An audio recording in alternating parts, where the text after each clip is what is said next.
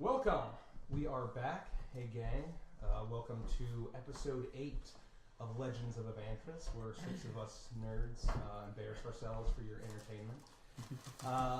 If you've been tuning in and watching us for the past couple episodes, welcome back. If you are a new viewer, thanks for tuning in.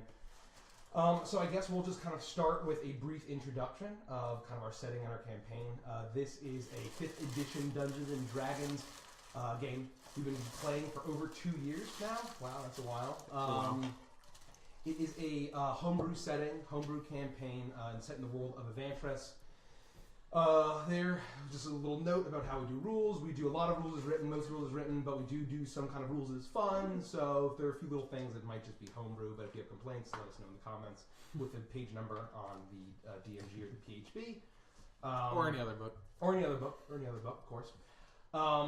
I'm Mikey.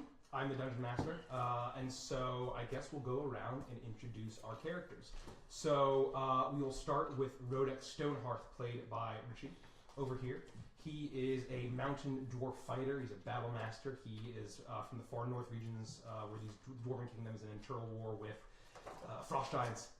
And he discovered some secrets about his homeland, fled with a mysterious horn carved out of mammoth tusk, and he is looking for answers about that. We now have Ganji Stormscale, played by Scotes here. He is a war cleric of Bahamut. He is a military researcher and combat medic. He was sent with a platoon to go find relics and artifacts that could aid his people's war of the chromatic dragonborn versus the of his metallic dragonborn versus the chromatic dragonborn. And his entire platoon was wiped out, but he ventured forth alone to finish the mission and figure out if he could find anything that could help. Then we have Sylvie Flickerwicket, played by Nikki here.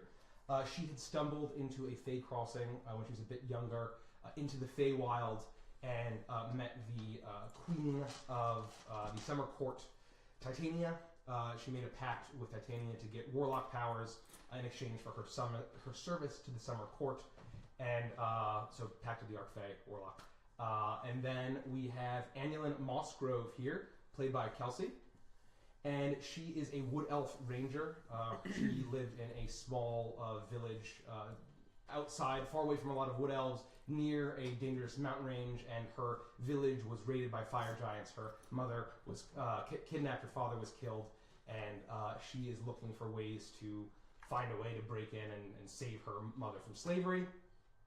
And then finally we have Vander's True Strike, played by Andy. He is a high elf rogue from the port town of Gullhaven. He is a bounty hunter, and he had been given the job to hunt down the tiefling sorcerer Orpheus Radamanthus, who had been on a spree of crime, murder, stealing a lot of artifacts for some strange experiments. And just kind of in the course of the campaign, these guys met up while traveling north to explore. All of their various motivations brought them together. They discovered a young halfling girl. Their adventures with that brought them together, and discovering a coven of hags, green hags up north, was trying to spread the curse of lycanthropy throughout the land. They vanquished them and then have set their sights on the port town of Gullhaven, where they are currently. Searching for answers about Orpheus, the tiefling sorcerer that I previously mentioned, as well as some strange other things they're kind of starting to get little glimpses of. And so with that, we will go into what happened last session. So if you guys remember, you had heard of a masquerade ball. Sure did. Put on by the... You did. You heard about a masquerade ball put on by the renowned alchemist Alphonse LeBlanc. He's also one of the Silver Serpents, the rulers of this mercantile port town of the Seven, and probably the most prominent and powerful one of all. It's allegedly he hosts masquerade balls quite frequently in parties and helps build his popularity with the nobles and other people of Gullhaven, and makes him very well loved. You had then spent some time securing dates for some of you, and then for the others forging invitations.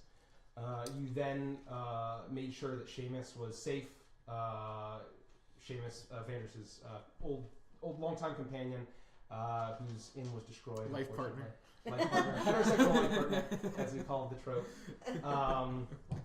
and made sure that he was all safe after running into some bad cultists. And it was cultists, isn't it? And decided to attend the Masquerade ball. You guys met up with your dates.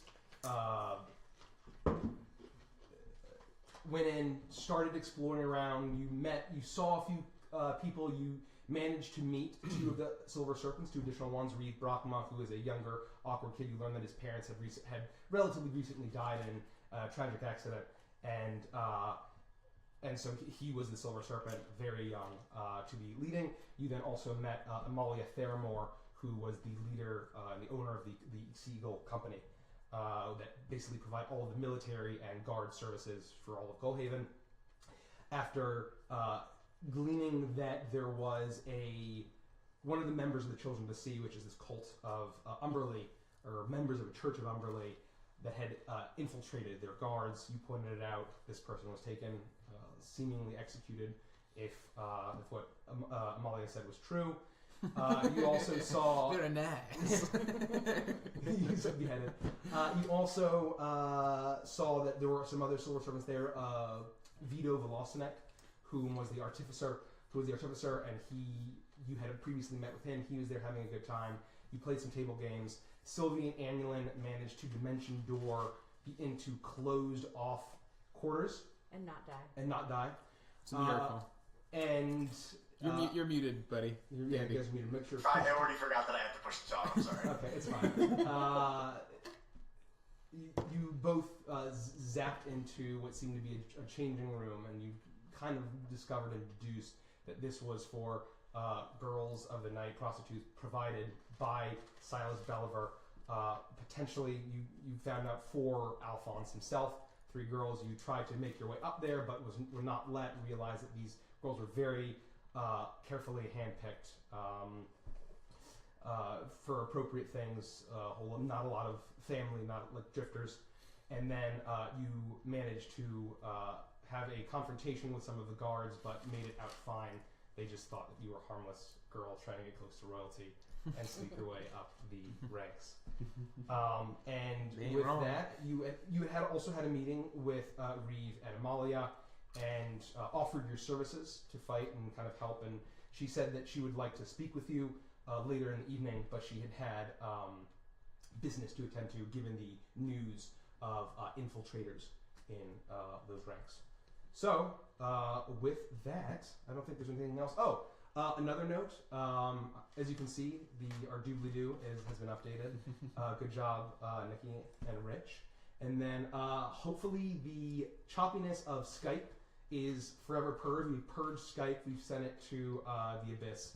And we're using Discord now. So look at how smooth Andy and Kelsey are. Avantris and Annulin are. So look at that. Look at that. It's fluid. It's beautiful. And Annulin's hair is adorable. Annulin's hair is adorable. Super adorable. I imagine that's what Annulin is wearing at this. As a hippopotamus, as the... I can see that. It's the hippo hair. I didn't care.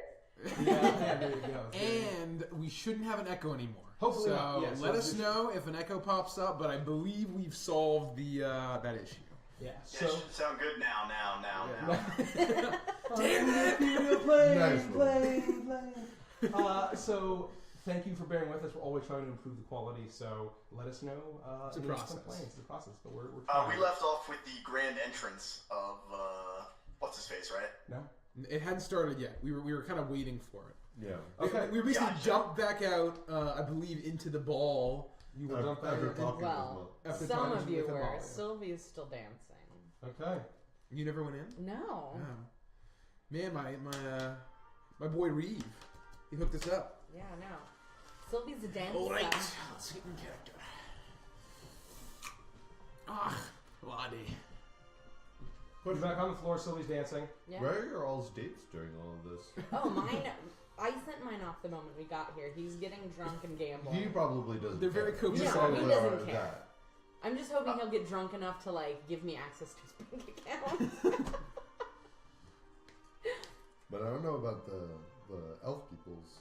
Yeah. I got 12 to drink. What was that? I Anything? don't know where mine is. I have no idea. I believe he went off dancing. He just kind of, he was content. Just curious. So I don't know if you guys are meeting up. You can decide where on the dance floor you are. Yeah. So I think that. So who was in the room with me? Who went with Amalia? I believe it was you. It was Ganji, Rodek, and Vandris went, correct? I think so. And Annulant. Oh, Sylvie Annulant. was the only one that stayed back? The moment we got back from our dimension door, Sylvie went back to dancing. Yeah. Right. So I believe it was the four of you. It was not Sylvie. Where did we go? I'm sorry.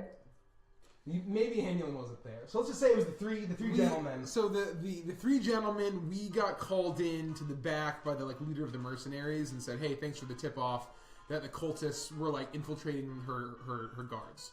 And so that's why they got pulled off the floor, is because we actually tipped them off and hooked them up. So anyway, yeah, I guess I'd go and find Sylvie. And are you You just don't have to dancing? find Sylvie. You know where she's at. Okay.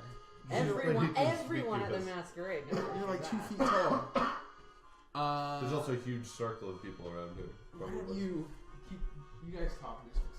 Yeah, please. Okay, so So I think we basically just need to wait for Alphonse to show up. what's our plan once he shows up? Wait and see. We've got a lot of unknowns here where we're just kind of waiting to see what happens. But I'm concerned by Orpheus mentioning that he doesn't trust the alchemist, and the mixed messages I'm getting from the captain of the Gold Eagles, Sea Eagles. What are they called? The Sea Eagles, that's right. The Sea Eagles, Gold Eagles, all the amazing Eagles, saying that she trusts him completely. So I don't really know what to make about any of this. I feel like no one can be trusted.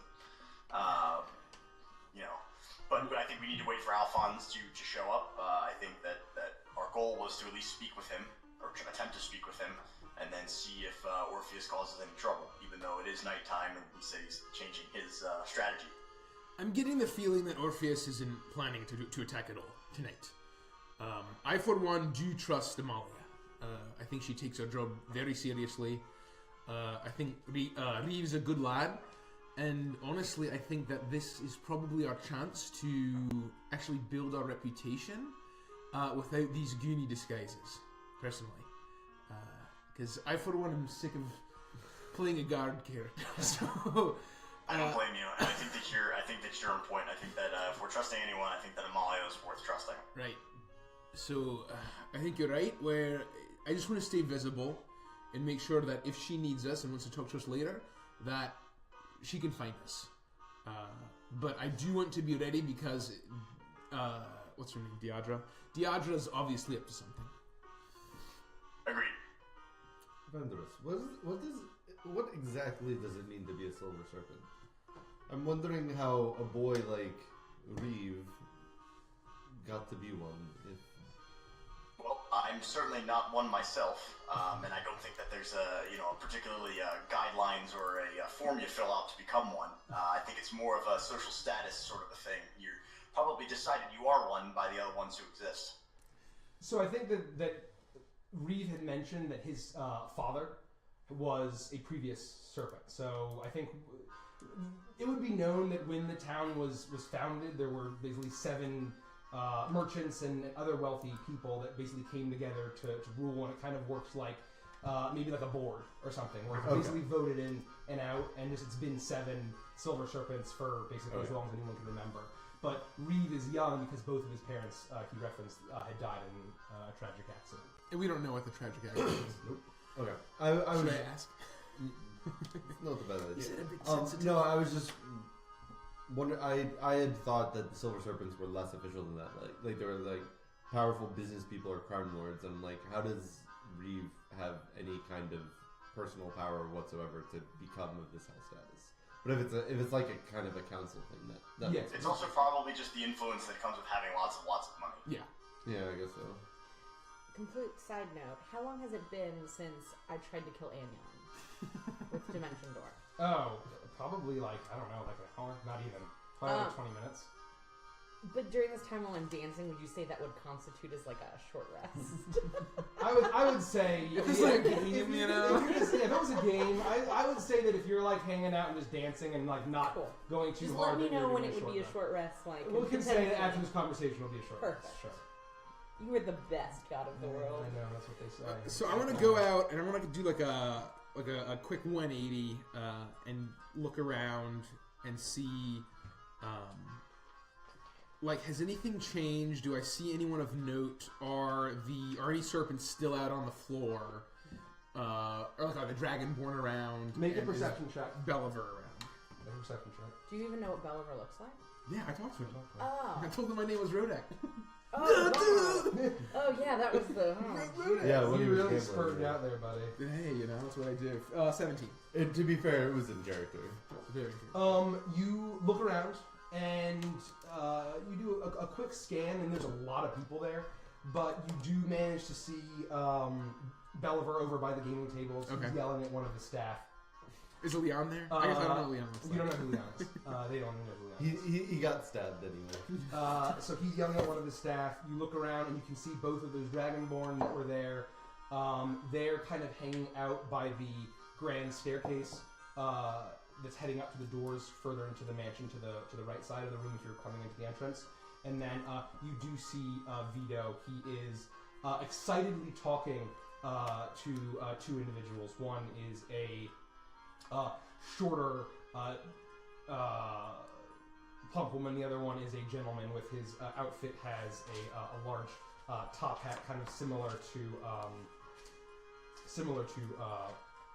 Belliver's. Well, I think at this point, you just wait, you be cautious. So Genji, I don't know if you've noticed those Dragonborn over there. I have.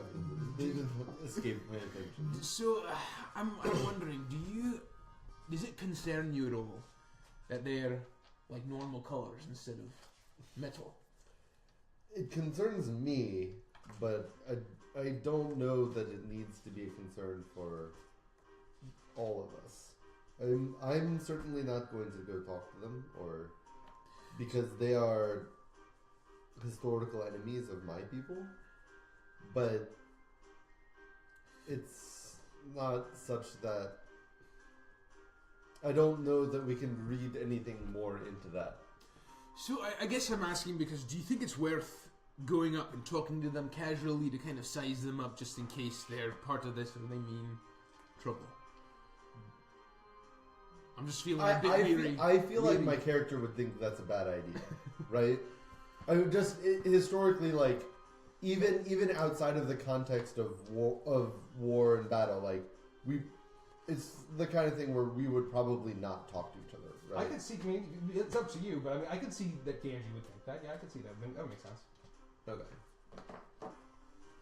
Well, see, this is why I'm nervous because if you're so kind of hesitant to go up and talk to them, then that makes me think that there's a possibility that these guys are bad dudes. Is that right? That's a possibility, but there are many kinds of bad dudes, and not all of them are in fact That's true. in league. I with just each other. worry that we notified them of the. I guess they can obviously see these Dragonborn. Okay, what color are they? Green and Blue one was blue, one was green. Blue and green. Okay. Well, anyways, if you think we shouldn't, I think I shouldn't. I don't know that it's a terrible idea for you two, but we should just try to not make your connection with me obvious if we do. all right. Look, I'm standing talking to him. I look over and No, they're like no. looking at us. No, they're far away. They're far away. Okay. So, while I've been dancing, can I roll like a perception check to see if I've overheard anybody saying anything of interest? Like maybe trying to like hide it in the midst of the dance floor? Make a perception check. Yeah. Let's pick a good die. Perception. It would, 16. 16. Yeah. You keep an ear perked, and you do notice that people are people are dancing, and most of it is just personal chatter, gossip, things like that. Nothing really of interest. All seems kind of vapid. But one thing that does stand out to note is that people are kind of in hushed whispers saying that it's taken a long time for Alphonse and Laudna to show up. They normally show up a little bit earlier than that. So it's been like hours. I wouldn't say Started. hours, but probably, Like, probably 2 an hour and a hours. half. Probably 2 hours. Okay. 2 hours. Yeah, so hours, yeah, by definition, yeah, I guess that would make sense. Okay. So what do we think? And I turn to the non-dragonborn, and I say, are we worried about those ones over there, or are we fine just pretending like they don't even exist? I think the latter option and drawing as little attention to ourselves as possible is the best course of action. If Ganji thinks that we're okay, then I trust him. All right. Sounds good. Okay. So I guess we just. Okay. I want to post up, and I just want to be very visible, and just keep my eye out for Reeve or Amalia. Okay. You do manage to see Reeve is refilling his plate. Amalia is nowhere to be seen. We'll keep that in that perception check that you made. Okay. But Reeve is over refilling his plate by the lavish food table, and Amalia is nowhere to be seen. Okay. I'll just be like nervously, just anxiously like scanning the crowd. Okay, so you guys wait probably about 10, 15 more minutes, and then you hear a loud... The music comes down on the... from the band. Or the orchestra, really. And you hear loud trumpets blast, erupt through the room, playing a little bit of a gay announcing affair. And a gentleman stands at the top of the stairs. All of the attendees of this masquerade all turn their gaze to him. He seems to be staff. He's wearing very formal clothes, a very poofed, ruffled cravat. He seems to be staff. What did I say? He seems to be like a staff. He seems to be like a staff of this event. Okay, yeah. So maybe a servant, maybe Got whatever, it. but he does seem to be dressed similarly to a lot of the other staff. Sure. And ladies and gentlemen, Maybe jump. sorry about that. I now present the moment you've all been waiting for. Monsieur Alphonse Leblanc and Mademoiselle Laudna Gilda. The crowd erupts in applause as the huge double doors open. And Sylvia would. behind the door are two figures. They emerge from the door. The woman to his right, it seems to be about an average height. She is wearing a black evening gown, very elaborate, some red accents. She is wearing a mask that seems to be a spider. Ooh. And her hair is pulled back very tightly in a very ornately tied bun. And it seems like there's all sorts of glittering gems and decoration and metal inside of her hair.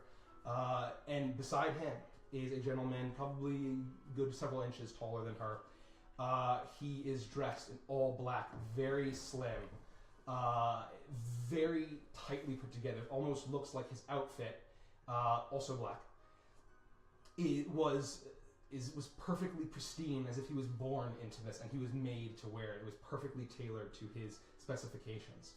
Coming out is a very long mane of a kind of a dirty blonde hair. And on his face is the mask of a bat. And the woman is waving very politely. And the gentleman, as soon as he steps out, he shoots his leg out and he is waving very excitedly. He's trying to hype up the crowd. He's waving his hands and all of the cheering. And then he goes, and then it stops. So during his hype movement, can I roll like a sleight of hand to expend a use of because I have all my stuff on me. So expend the use of the magic detection wand, knowing that they came late, just to make sure that there isn't anything kind of like weird magics going on. Okay. I'm very sneaky. Well, it's probably not gonna be a good roll. 13. 13. To try and, So you're going to use during the wand of magic detection? Yeah, I just want to do the wand of magic detection, just so it kind of gives me for the next 10 minutes an idea of like magics that are in the room, etc. I just wanted to use the time where he's like hyping everybody up as a time to do it, so it'd be less noticeable. So you kind of put it behind your back while you're dancing. Everyone is turned to Alphonse, so it's not very difficult to hide this. So it does radiate a bit of a blue glow, if you remember. So what you're going to have to do about that, you can figure that out. But there's a little bit of a blue glow. It's dim, so no magic in your immediate vicinity. But it is active for the next 10 minutes, I believe, right? Yeah, I'm pretty sure it's 10 minutes. Okay. But I will double check. So the Can I roll to scream, there will only be one, and then decapitate the man in the bat mask? Highlander! You can certainly try. No. I wouldn't recommend it, but it would be really great for RP purposes. Now we're actually all gonna die. So, the crowd dims, and the man steps in front. The lady kind of files in behind him a little bit to his right. Having my right. And he turns to the crowd, opens his arms, and says, "Friends, welcome to the estate of Alphonse LeBlanc, your favorite. I hope you've been enjoying the festivities." Everyone erupts into applause and cheering. Like, "We love you, Alphonse!" You hear a couple of those. Brother! And he says, "Oh, no, I know. No one throws a party like Alphonse LeBlanc. Thank you so much for coming to my home. I hope my hospitality is up to your standards, and if it isn't, you can blame the staff." And everyone laughs. Some of it seems a little fake. He's so funny. Well, I said I'd always make my speeches short. Please keep enjoying the party, and I hope to speak to each and every one of you before you get too drunk. Enjoy. And then the music turns back on. Everybody roars in applause, cheering. And the pair link arms, and they descend down the stairs and begin mingling. You do see, as they come down, the two Dragonborn are kind of looking intently. They're not really applauding. But as they come down, they make their way in a beeline straight to them, and then kind of cut and make sure, and then they begin discussing to Laudna and Alphonse. The Dragonborn? The Dragonborn. I told you! Was I right? So, like, dancing resumes, everyone... Dancing resumes, everyone's at the festivities. You see that there starts to be a circle formed. As any like famous person or beloved person, a circle kind of starts to form. People excitedly waiting their turn to talk to Alphonse. Mostly ladies who had gotten their dates drunk or kind of ditched their dates. Sounds familiar. But people are kind of crowding around him, and he is talking very animatedly and excitedly. And so everyone kind of goes back to their normal affair, and it seems like the energy of the room is amped up just from that presence. And so everyone's like, the party's really started. You can kind of see people, they're drinking more, they're eating more, they're dancing a little bit more wildly and fast and quick. And so... So, Are we like all standing together, or what's happening here? Yeah, I think we're all... I think you guys are all together, tell me, Sylvie's guys. still on the dance floor. Oh, you are? Yes. Okay. Oh, yeah. She's not left the Oh, dance that's floor. So with the party in full swing, she's going to be continuing to dance with the wand obviously going. I think she's going to... Is magic something that is like things like prestidigitation or like cute, like quirky magic, something that's like commonly used? It would be things things like you'd be able to tell when it's Like- used, but when it's... No, I just mean like if Sylvie were like doing... Because she's been here long enough to kind of know some of the ways that people kind of do things. Like Yeah. she's would it be at a party like this and having been here for a couple of hours, would it seem out of place for her to do something like prestidigitation where she makes like glitter rain down on her as she's dancing? I think like, that would be... Or would that fit with the theme of the Masquerade? I think that from... Why don't you just make an intelligence check? Sure.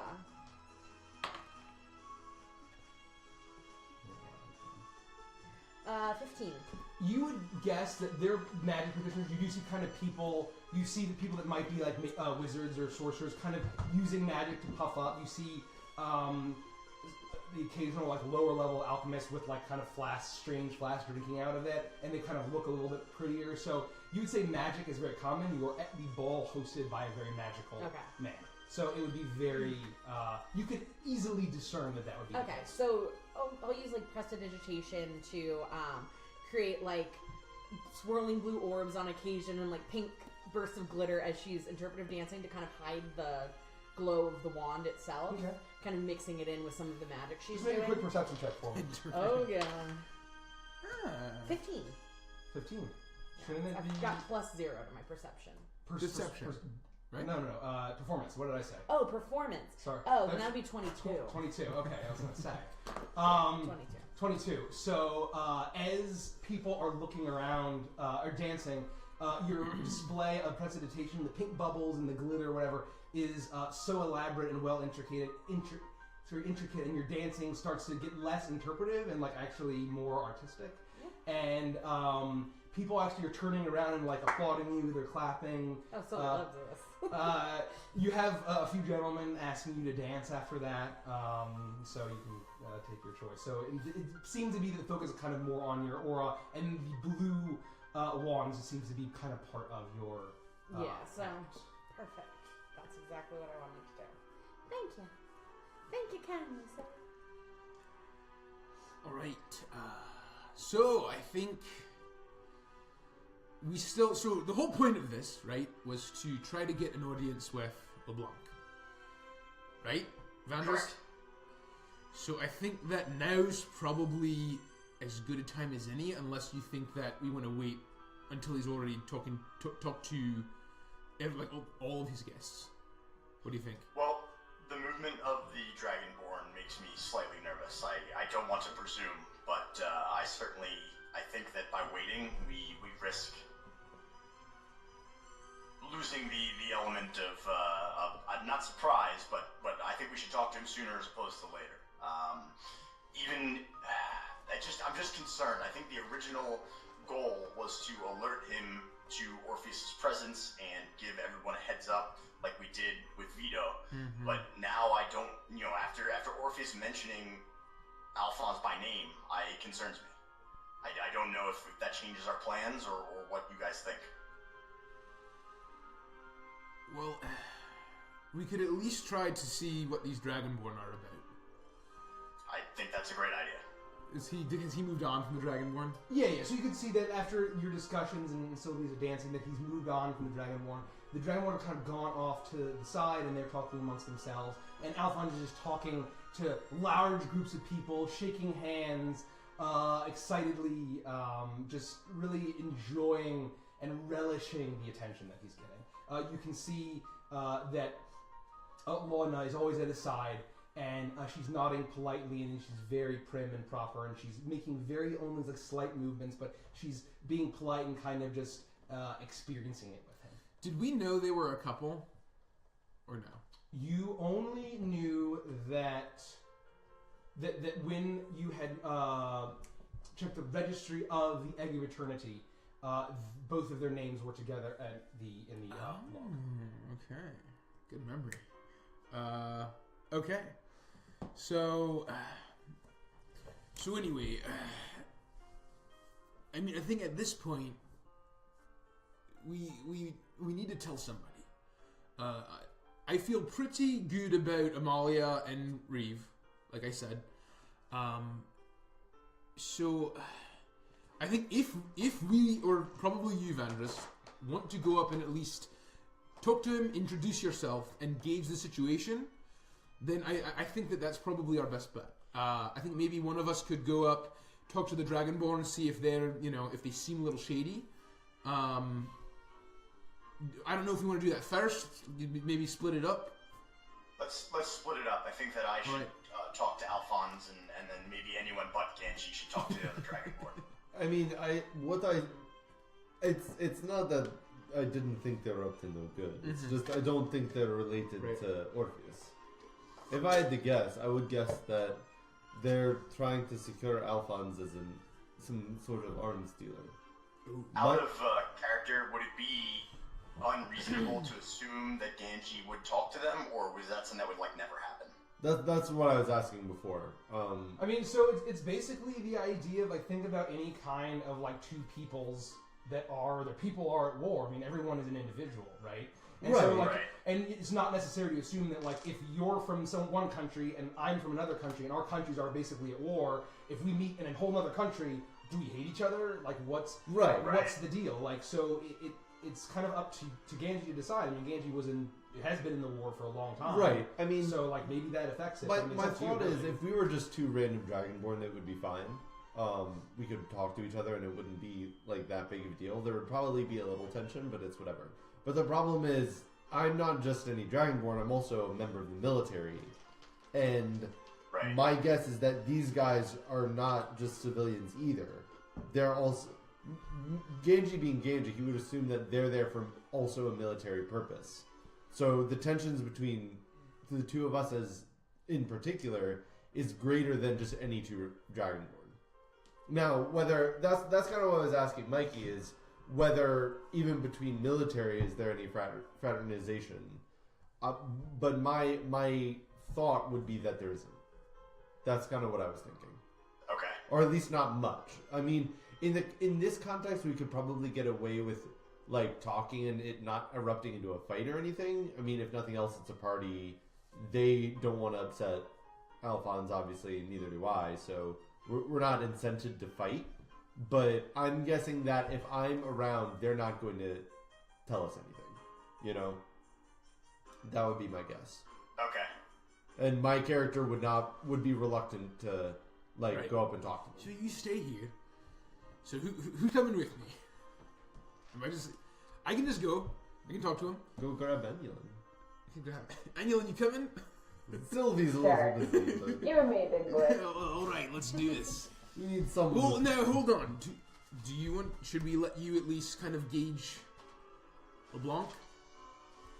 Avantris? I don't see why we can't do them simultaneously. All right. If you're not going, I was going to say though, if you're not going to go talk with him now, I think somebody needs to be following him around and I'm going listening. now. Okay. Do you want me to It go might be with worth you? listening to what he's saying to some of the people. Sure, I can take Genji, and if Sylvie would like to keep dancing, she may. And if she doesn't, she can join one of our two groups.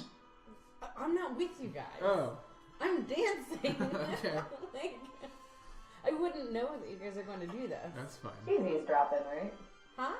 Oh yeah, I'm eavesdropping. I'm keeping my ears open and She's my wand to tune in. She's our ears on the ground. Ears on the pants on the ground, pants on the ground. I wasn't gonna go there, but do you remember that song? vaguely, yeah. God, All right. All right, then I'll take Genji. yeah. Okay. What do you guys want to do first? Do you guys want to go first? We'll do. Okay. Can I? Yeah. Am I just continually perceiving around me? Or do you want me to roll again? Okay. Yeah. I'm gonna give myself another Eagle Splendor because I don't want to mess everything up with my terrible charisma. So yeah. Hi.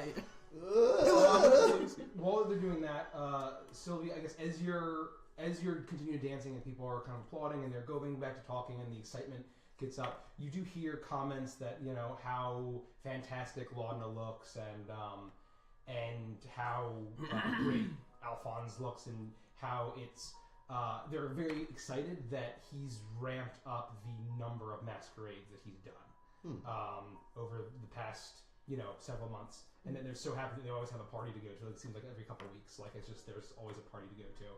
And then you also hear some catty comments of Of course. she's doing so much better now compared to her old husband. All right. Out of character. What did you say compared to what? Her old husband. Out of character, can we all agree that they're both vampires? Is that the vibe everyone else is getting? 'Cause that's the vibe I'm getting. I don't know. I mean, I literally, if you remember, when we found that notebook where it said he was changing his attacks to nighttime, I flat out said he's a vampire. I said he's a vampire. Oh, change his attack today. Yeah. Because he's a freaking vampire. Oh, jeez, I never even considered And that. she's a widowmaker, which is why she's a spoiler. Alright, well... Anyway, out of character. don't worry, I will turn undead him, and it will be great. So Wait a minute. Again, out of character, if you said that, Nikki, Yeah, I Sylvie don't think it said was that. with us. Because I don't remember you ever saying that. And that, Sylvie I said feel like I'd remember this. Mikey remembers. I do remember. Sylvie said it. She said he's a vampire. Really? And you guys all just laughed at me like I was crazy. No, you're right now. Well, I mean, Sylvie is crazy, but Sylvie said it. She knows. Oh boy. Okay. How do they look skin-wise, like skin tone? They're next. You wouldn't know this. You don't think this. I guess yeah. No metagaming. No, I didn't consider it once, so no, I'm. But you filled me in on what the whole deal in the back room, so that's what I'm suspicious about. Yeah, you know about that. Okay. We know they're sacrificing somehow. The girls. Yeah, that's what I mean. They're drinking their blood. As in your blood. They're Draculas. Oh my god, a couple of Draculas. Okay, guys. Sorry. Anyway, okay. Oh my god. So mind blown. I start to like saunter up, looking real casual. I go grab a drink off the table first, and I try to look like super casual, and like saunter on up to the two dragonborn gen. Are they're both male? You're both male. Okay. We're both male. So you saunter up. They're kind of by themselves, talking a little bit hush. And as soon as you come into the periphery, wait, who's with you? Annie. Annie. Yeah. And okay. Annie. They get into their periphery. They stop their conversation and they turn to you. They both have drinks in their hand, and they turn to you and say, "Oh, that was quite an entrance, wasn't it?" Oh, it was. This is my first one. And this was the blue dragon. The blue dragonborn. The green. So the blue dragonborn turns. He seems to be a lot broader. Mm-hmm. He's very large. He's the one wearing the bear mask, I think. God, I didn't write it down. He was wearing a bear mask, I believe, and kind of a similar outfit, but you can see the blue scales beneath it. The green one, just kind of simply looking and observing, doesn't like he just nods. And the blue one says, "Quite interesting." No, it was quite beautiful, and this is quite a party. Oh, it is. His parties are renowned across the world, even in Shaitan. Oh, is that where you're from? Not Shaitan. No, that's not where I'm from at all. But the neck pet. The neck pet. Sorry, guys. I was like, The DM forgot his world. The DM forgot his world. Well, that's quite a long way away. Yeah, we're very far from home, but for a party like this, it is welcome. Well, I hope you're having a good time. I am, and where do you hail from? I hail from the north, up in the hills. Oh, okay. Yeah, so lots of hill dwarves around there. Well, good for a hill dwarf to become nobility. So, by the way, this is my lovely companion. Ah, lovely. From Maka, I assume? What? From Maka, I assume? I don't know what that is. That's the city of the Wood Elves. The capital city. Oh. No, where am I from? I'm sorry, I'm Yes, you having an issue. From Maka, can you hear me? Annulim. I mean, young lady, I don't know your name. I'm talking to you in character. She's Say it not again. listening at all. Oh, can Sorry. you hear us? Can you hear us? Where are you from, young lady? Young mademoiselle? Oh, just a small town south of the elven capital. Oh, so we have new nobility. Well, congratulations. I'm sure you've earned it very, We're both a bit new, that's for very sure. well. Oh, you guys are talking to the dragon. Yeah. Dragonborn, we're talking. They're talking. So, what brings you to these parts? Well, we're just diplomats. Diplomats. Oh, from I assume from down in that Betnik. Oh, yes. Is that Yes, right? we are. From very exotic lands. Have you ever been?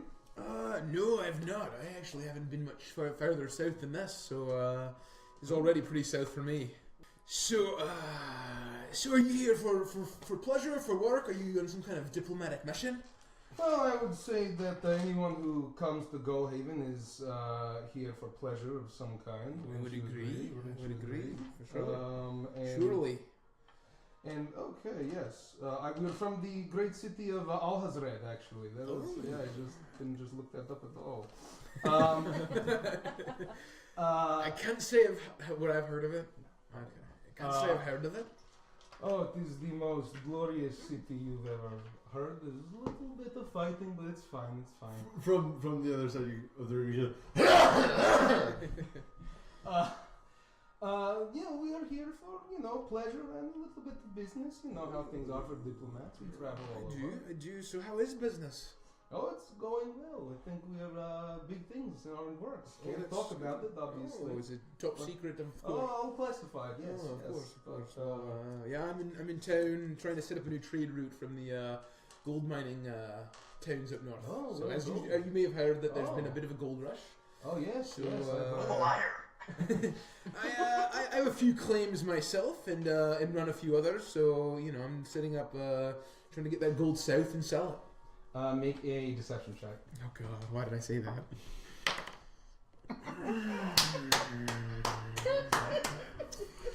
4.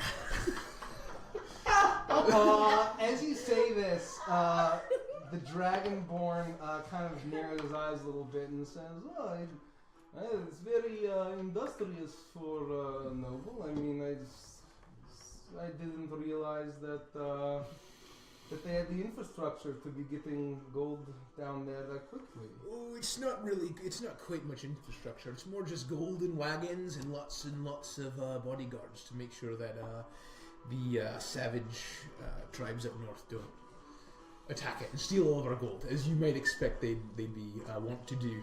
Oh, well, that sounds like a good business, and he looks a little bit more reserved now that he's talking to you.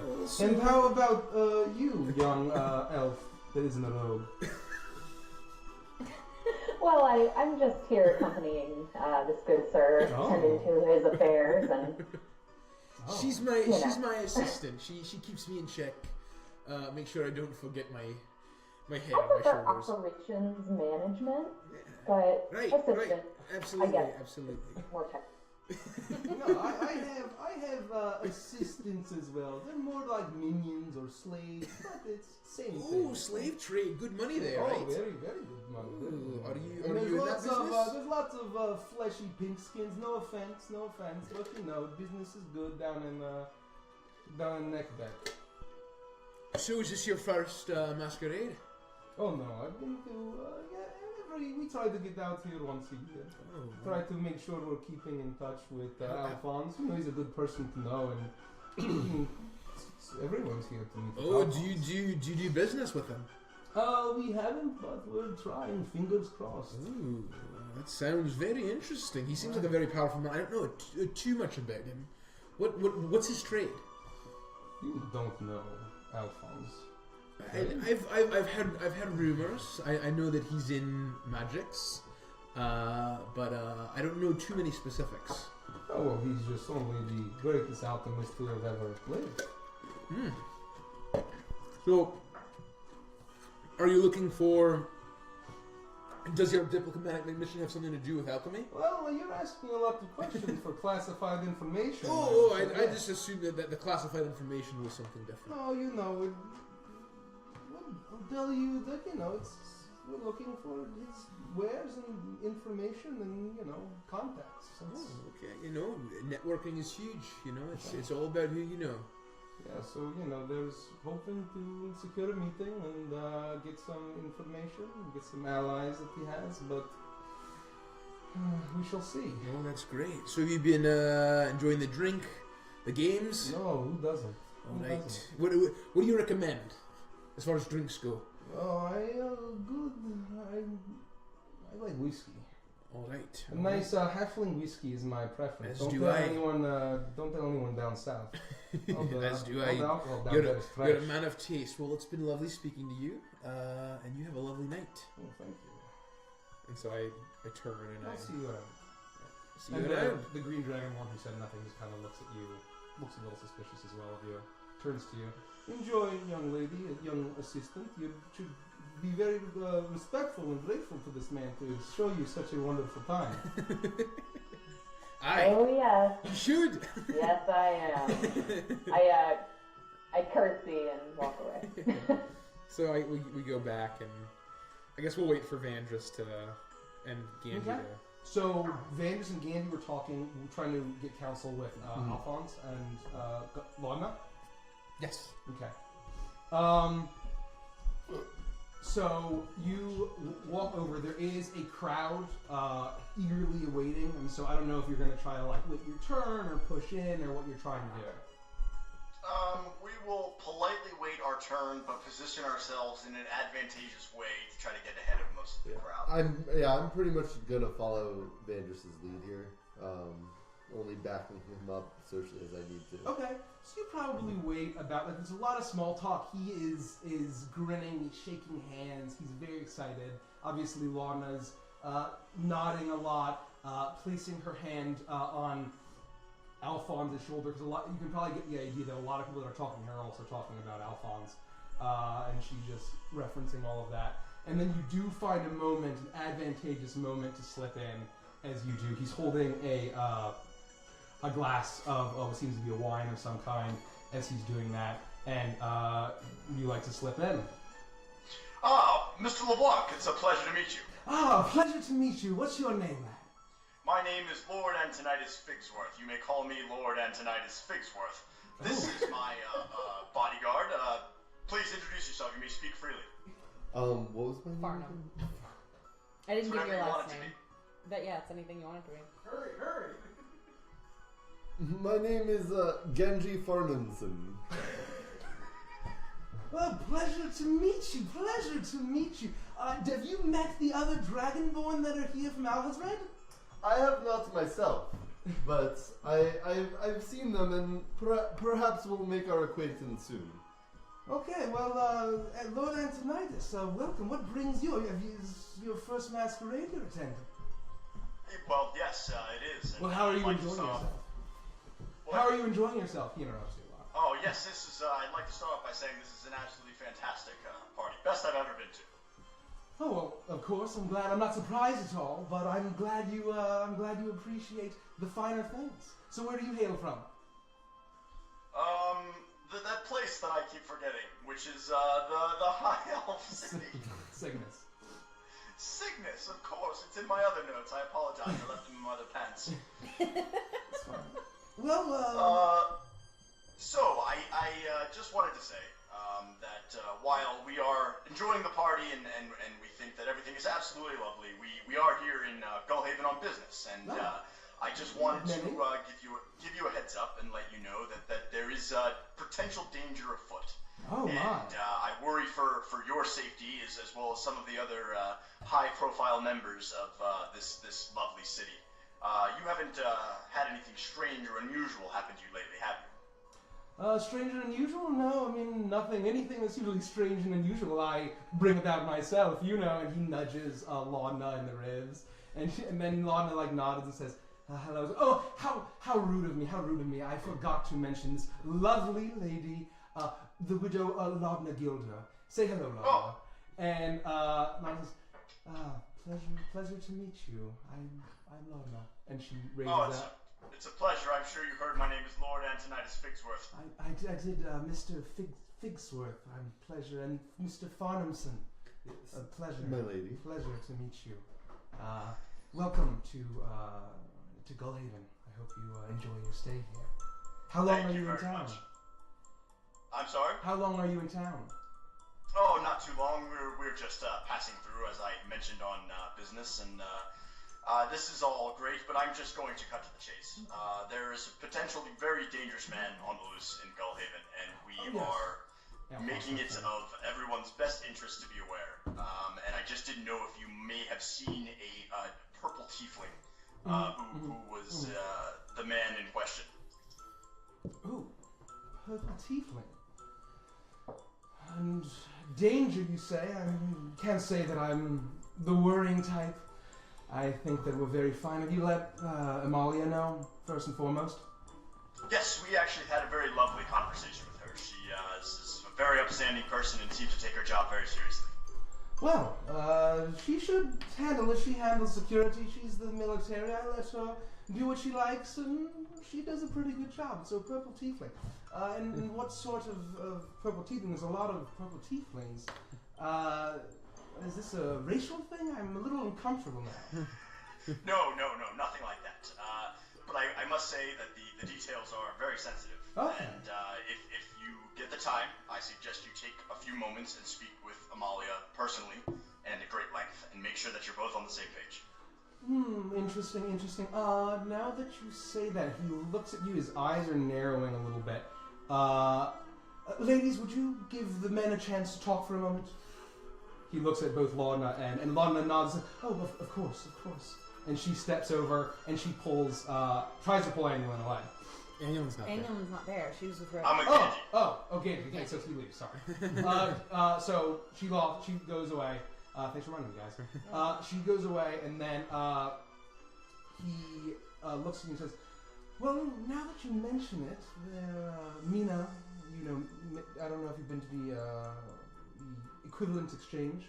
My glorious alchemy. Several times. Oh, well, I'm glad. I hope you found its contents worthwhile, and please know that they are the highest quality in the world.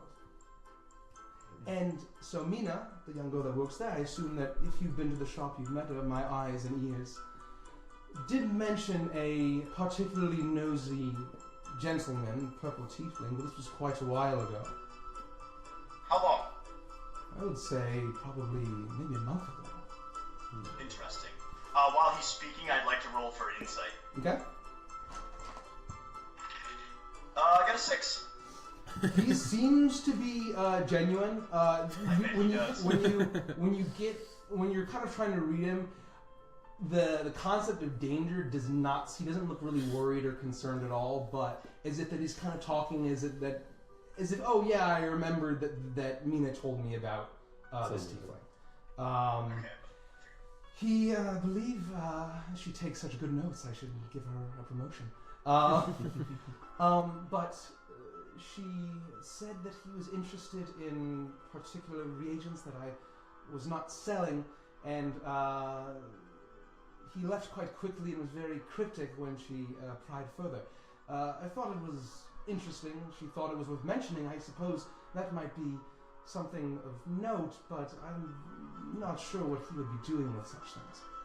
Do you remember the ingredients he was asking for? Or do you think Mina would? I believe Mina would. I can't remember. It was certain things about the elements I don't remember. There are lots of strange people come to Gohaven, you must know, and especially those interested in the realm of alchemy. If you could, when you have time, perhaps maybe tomorrow, on the morrow, if you could have her send me that list of ingredients, you can send for us at the, where are we staying? The Wit and Whimsy, yeah. You could send for us at the Wit and Whimsy. I would greatly appreciate it, and Amalia may be able to benefit from this list as well. If you could just have Mina put together what he was asking for and send it to us and Amalia, that would be fantastic. Well, I mean, Mina's around somewhere. I believe she's at the front. I think you could probably talk to her there. She's very busy, so I'd rather just have you come by and see her when you have a chance. You understand, she's my staff. I can't just have her running around giving things to strangers. Sure, I understand. Well, listen, this has been lovely. I'm glad we had the chance to talk, but I just want to make sure that you aren't underestimating this message. Please, take the time, speak with Amalia. She will verify everything that we've said. Okay, it's very nice to meet you, Antonidas and Genji. Yes. Very nice to meet both of you. And I'll see you around, I'm sure. Then there's...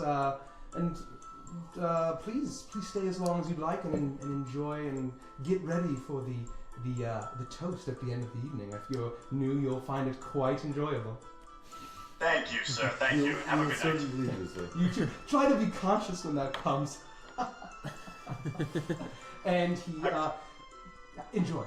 And then okay, good to see you. And then you see more people kind of come up and talk to him really excitedly. Lorna comes back in. as he does that, and you guys make your way back out. Ganji, let's return to the party. Okay. So we'll wait, and I guess we're probably like meeting up at the same time. Sure.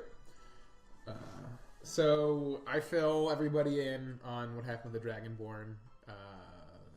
Basically, I guess. So I'm honestly a bit worried that these Dragonborn, if they're trying to procure something, if they're trying to get like his wares, you said, right? They said that they enjoyed his wares, but they also were looking for like connections and introductions to people that he knew. Got it. So he talked about slavery, and he talked about a lot of these guys are bad dudes, and I think that they're probably not up to much good. And honestly, the fact that they even think it's possible to do business with Alphonse is a bit alarming. Interesting. I'd second that. So you think that they have a lot of money? They certainly have a lot of money, and so when you spoke to him, did you get the sense that he was as benevolent as we were hoping he was? Well, here's the thing. So while I think that he wasn't exactly heeding our warning with as much sincerity as he should, I urged him to speak to Amalia, who I believe will be able to verify the things that we talked to her about, and hopefully he will take her word for what it is. He seems to be very carefree and enjoying the party and not really worrying about much else. As far as the kind of person that he is, I can't say that I know anything about him. Do I think that he's benevolent? Do I think that he's sincere? I don't know. I get a gut feeling that I don't trust the guy, but I don't have any real reason to believe that. It's just a gut feeling. Same for me. I don't think I like him. I think there's something up with him. As far as what the Dragonborn are doing, I don't know how much we can do from here. It's definitely something I would report to my superiors, but that has to wait for the night to be over for me to do that. Until then... From what the two of you are saying, it's suspicious to me that he's not more worried from what you told him. Well, Does that mean that he already knows and knows that he doesn't need to be worried? I think that he's just a very powerful person and there isn't much that he fears. Yeah, but what you're describing is also a very powerful person, so I don't know. That just doesn't fit right. I think he's just not aware of who Orpheus is and what he's capable of. I think that that's where it's a lack of knowledge that turns itself into him not really caring. So while they're talking, I want to go over and grab Sylvie and drag her to the group and start to fill her in. Strength check. Yeah, You want to strength grab check. her? I just want to grab her by the shoulder and tug on Do you her. want to go? Strength, Yeah, I'll go. strength, Okay. strength check Okay. versus Here we go. acrobatics. Come on now, let's What do go. you want? Hold on, we need to fill you in. We've learned a bit. I guess not a lot, Yeah, but like what? come on. So I pull her in. I fill her in on sort of everything, and then I bring her back and fill her in on everything that Avantris told us. And so have you, while you've been dancing, have you gathered any information? Have you overheard anything?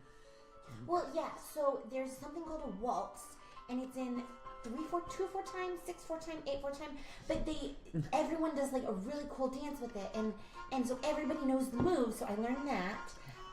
Okay. If you create glitter, people will clap at you, so I learned that. I learned that, people are really vapid, and they don't know a lot of Let me things. stop you. Have you learned anything relevant to Orpheus or the whole reason we're here? Well, nobody said anything about Orpheus. They did say that it took them a while to show up tonight, but I think that has to do with the fact that they're vampires. But outside of that... Whoa, hold on. Vampires? You think they're vampires? Do you ever listen to a word I say? No, I don't. Okay, well, so when we found that creepy book about all the bloods, the elemental bloods, and Orpheus had written in there, stay away from LeBlanc, change our attack to daytime, it's because he's a vampire. I'll certainly view this. Oh, I mean, I'm as certain as Sylvie can be certain of anything, which is 110%. Did you say they were taking girls with no backgrounds up to them? Well, yeah, because they were probably sucking on their necks. They were drinking their blood. So I would honestly. Oh, and you know what I bet? I bet that his girlfriend, I bet that she's actually a spider. Like a literal spider. Yeah, because if you look at her mask, she's wearing a spider outfit. And that's a good point because LeBlanc is I'm wearing. a hippo outfit. Well, and you're so cute. I know it's secretly You're a hippo. cute as a hippo. Look, don't try to figure it out. It all makes sense in my head. Well, Ooh, what if he made a potion and he turned one of those girls he took up to his room into a spider? And that's what she is, because he's an alchemist, right? He can do that stuff. I Probably. digress. This is getting really weird. Anyway, yeah, I think that's all I know. But about the So waltz. that information has freaked me out even more. Vanders, did you say, I just need to be careful, like, I feel like we need to be careful about how much information we give him. Okay. I agree with you to a point. But we'd already spoken with Amalia and basically told her everything. I do believe that she is a trustworthy person, so she's going to confer with Alphonse LeBlanc regardless. Alright. I mean, for me at least, the only thing that helps me sleep at night is that nobody in this town knows our first names. well, about that.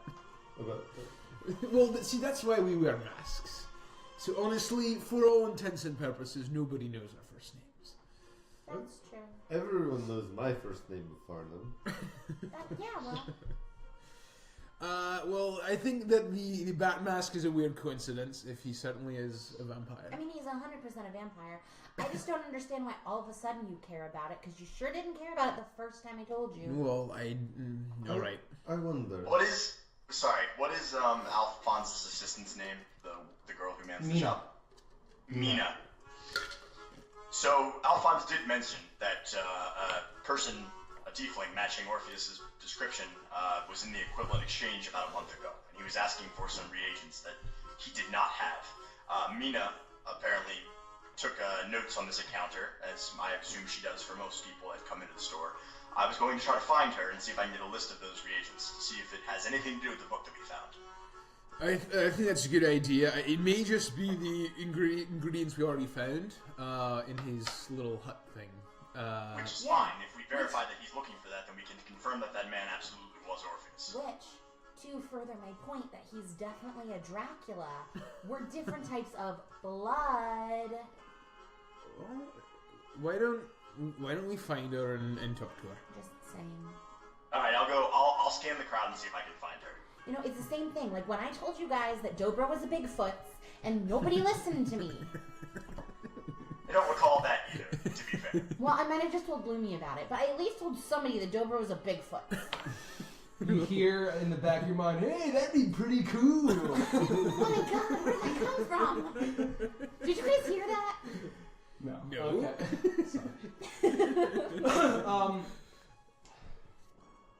I think we saw her up front. She may still be up there. Oh, did we? I don't remember where she was. Yeah. Alphonse had mentioned that she would be around. So I'm gonna take a look around and see if I can spot her. Make a perception check. Oh boy. I'm not very perceptive. Oh, I lied. I am. Well, I did okay. I got a 17. 17. You look around, you can't find her, but you're so perceptive that you remember that you saw her towards the front, behind, in the foyer, checking invitations and like checking coats and that sort of thing. So How serendipitous. I've remembered that she's in the front checking invitations and codes. Isn't that what I said? Yes, but I just remembered, so I'm gonna go visit her. All right. Yeah, don't take my word for it. I'll walk off. okay. So do you want to?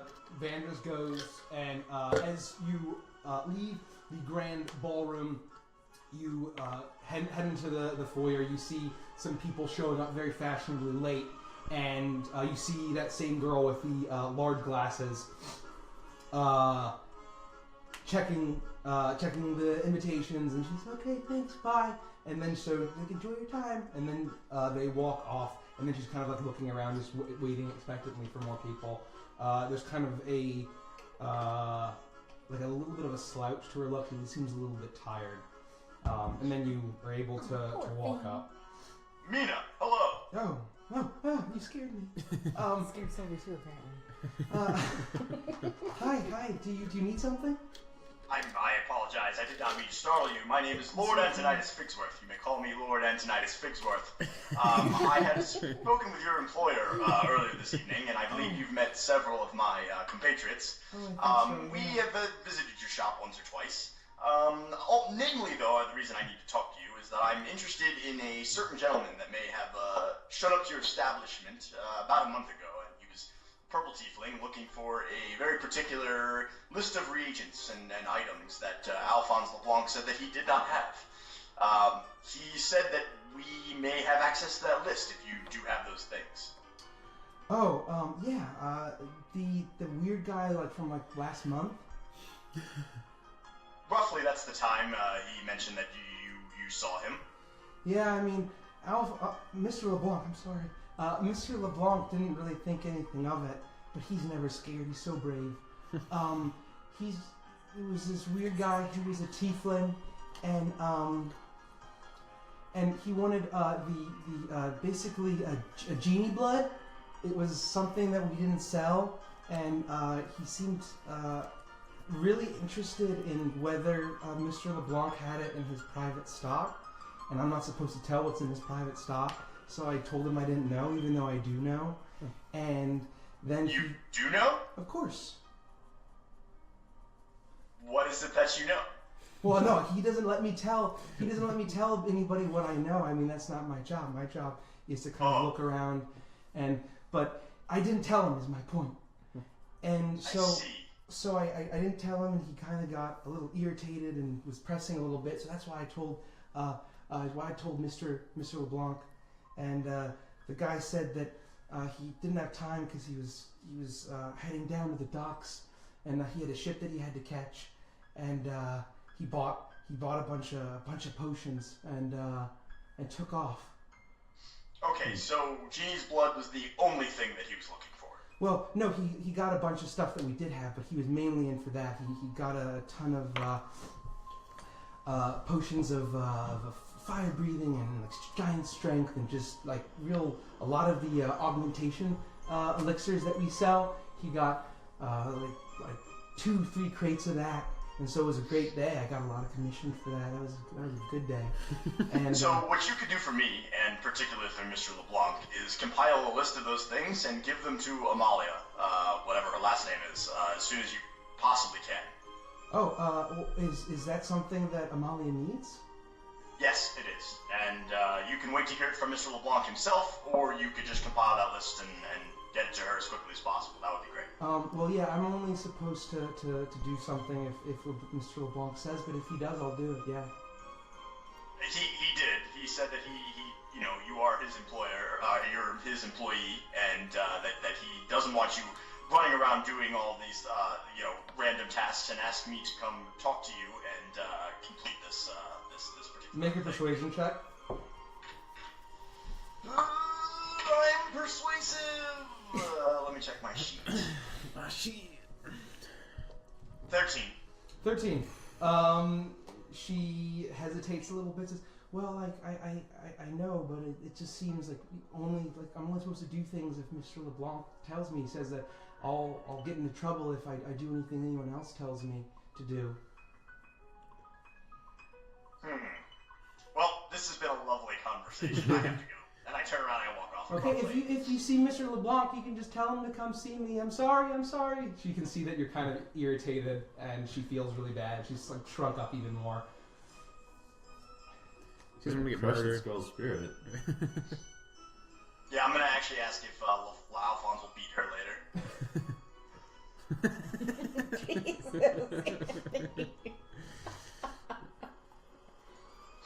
So while that's all happening, while Vandris is off, and you guys are kind of maybe talking or mingling, you hear a voice kind of come from behind you guys like, "Oh my goodness, how enchanting!" And you turn and you see Alphonse and Laudna walk up to your group. He pushes past Annual and Ganji and Rodak, and he looks directly at Sylvie. Hi, I love your Dracula costume. Oh, I love your. I'm a leaf frog. Yeah, Dracula I don't costume. drink blood like Draculas do. Oh, yeah, I don't even know what a Dracula is, but. It's a vampire, but a powerful one. Oh, a vampire. Oh, I have never. I like met your one. strange spider woman that you created from a potion. Oh, thank you. You are a strange one, but there's an aura about you that's just enchanting. I know. And he You're walks. welcome. And then she curtsies. What's your name, small gnome? Lou, nice to meet you. Lou. Yeah, but you can just call me Lou. He takes your hand and he puts his other hand on it and kind of lingers and he kind of rubs it a little bit and then Oh, that tickles. and then Dracula's skin is so That's cold. disturbing. and do you What does his skin feel like? his skin feels It feels normal? Normal? Make a perception check. Okay. I already gave it a whatever. Well, it would be a 3. Feels normal. It feels normal. He kind of pulls back, and as as he's closer, and I probably should have mentioned, like you can see that he has a very slick black outfit. There's also like a white motif that's actually similar to what Vander's got, but it's a lot more elegant. You can tell that a lot more time was spent on it. He also has a very poofy cravat, and his hair almost like comes over like perfectly, like there's like a cape behind him, and there's around his neck you do notice an amulet, a little not an amulet, but you notice a red gem of an orb that is around his neck, and Secretly a lich. he pulls it back, and he says, "Well, how long are you in town?" Well, I mean, it really just depends. Well, I think that someone with such an enchanting aura about you should stay a little bit longer. I don't know if you know who I am. I'm Alphonse LeBlanc.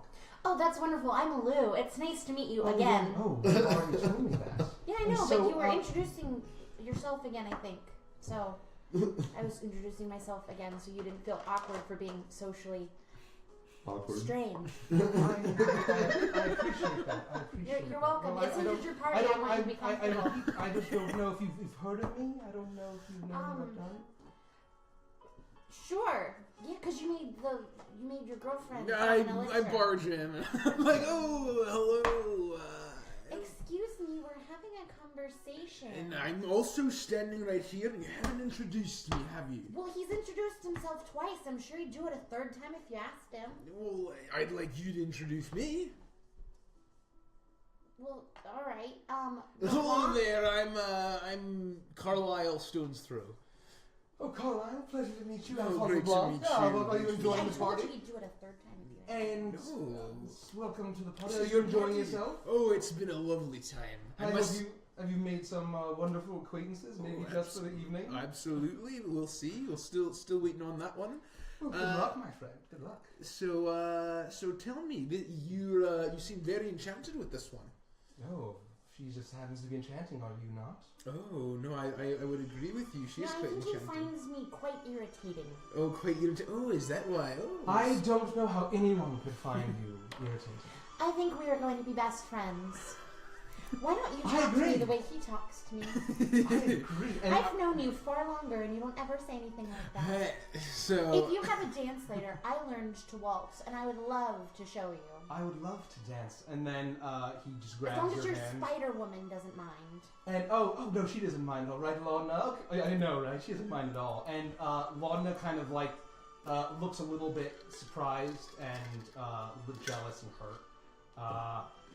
Alphonse kind of, even while he was talking to Rodek, he was kind of keeping a side eye on Sylvie. You can tell his eyes were darting back down to her. And he grabs her hand and guides her out onto the dance floor. Oh, all right. She's gonna put on all the stops to try and remember all those dance moves that she learned watching everybody else. Why don't you just make a general performance check, yeah? Alright. Oh yeah, I'll use this one. Well, it's gonna be 10. 10. 7 plus 3. So, you're dancing. He's obviously a human. He's considerably taller than you, so he's... I would have gotten a natural 20 on that motherfucker. So it was 27. Natural 20!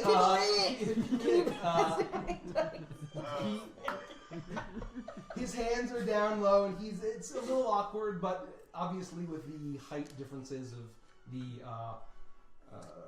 more races, it's probably a common thing to learn how to dance with multiple heights, and so he's dancing. So where did you say you were from again? Oh, just Is like the gnome place like north or south from where we're at? It's more east. okay. I'm just from a quaint area east of here. We own a large land near some swamps. Swamps. Ah. I mean, I prefer not to tell gentlemen I've just met because, as you can tell, I'm quite adorable, and I sometimes have stalkers. So no offense or anything, Dracula, but I just want to make sure that I'm safe. His eyebrows perk up a little bit, and he says, "Oh no, that's all I needed to know. That's wonderful. What brings you to Goldhaven?" I'm traveling with my friends. They kind of drag me places I don't really want to go, and I have to spend time with like yetis and things. But it's fine. I digress. I'm here just spending time with Lord Antonidas. I don't know if you've met him. He's quite lovely. Any friend of Antonidas is a friend of mine. Antonidas, the gentleman with the good taste in masks. Oh yes, he is. I see that you also you dressed up. Oh, you're not a Dracula.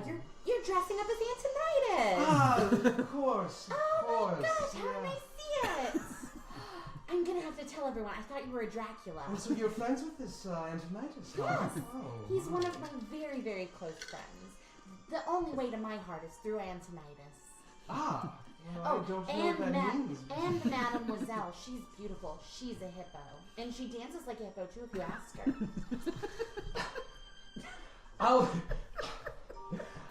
Admittedly, I haven't seen a hippo dance, but with my money, I'm sure I can arrange it. Still through.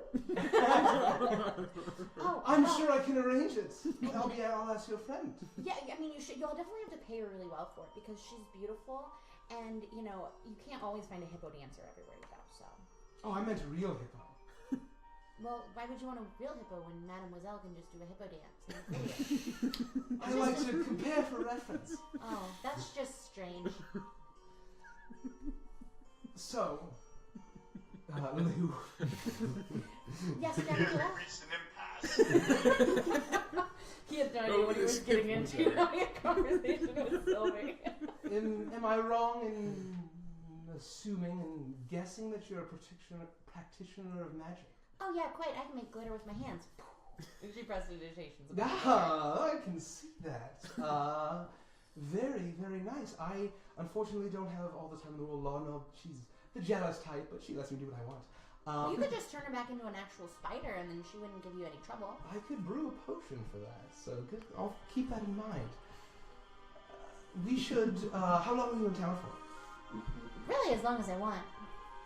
Great. Let's arrange maybe a cocktail. Oh, I would love that, but only if I can bring my friends because I just don't trust myself alone with a Dracula. Although I still don't know the Dracula. I'd like to meet this gentleman. Once I'll discover what a Dracula is. She kind of looks like side eyes at him like you are a Dracula. And That's a weird thing to say. That's a weird thing. And That's exactly what a Dracula we would should arrange something. Blue. Yes. And what was your full name? I must know. Enchanting name. It It's like, can you read it off for me, Victor? Lou McDonovan Edelweiss or something. I just Johnson and Johnson. The third. Yeah. Finty Woo the third. That's what she'll say. That's her go. last name. Well, that is an elaborately enchanting name. Yeah, but you can just call me Lou. I suppose I will, Lou. And I have Wait, a feeling... Johnson what? Finty Woo the third. Finty Woo. I don't know. That's not Finty Woo the third, got it. Yeah. I have a feeling that our fates have crossed paths, and I think we'll get along very well. Okay. Well, I mean, as long as I keep all of my blood, and that don't worry. and that all of my friends are fine, you don't turn any of them into Spider Woman, I think that will be cool.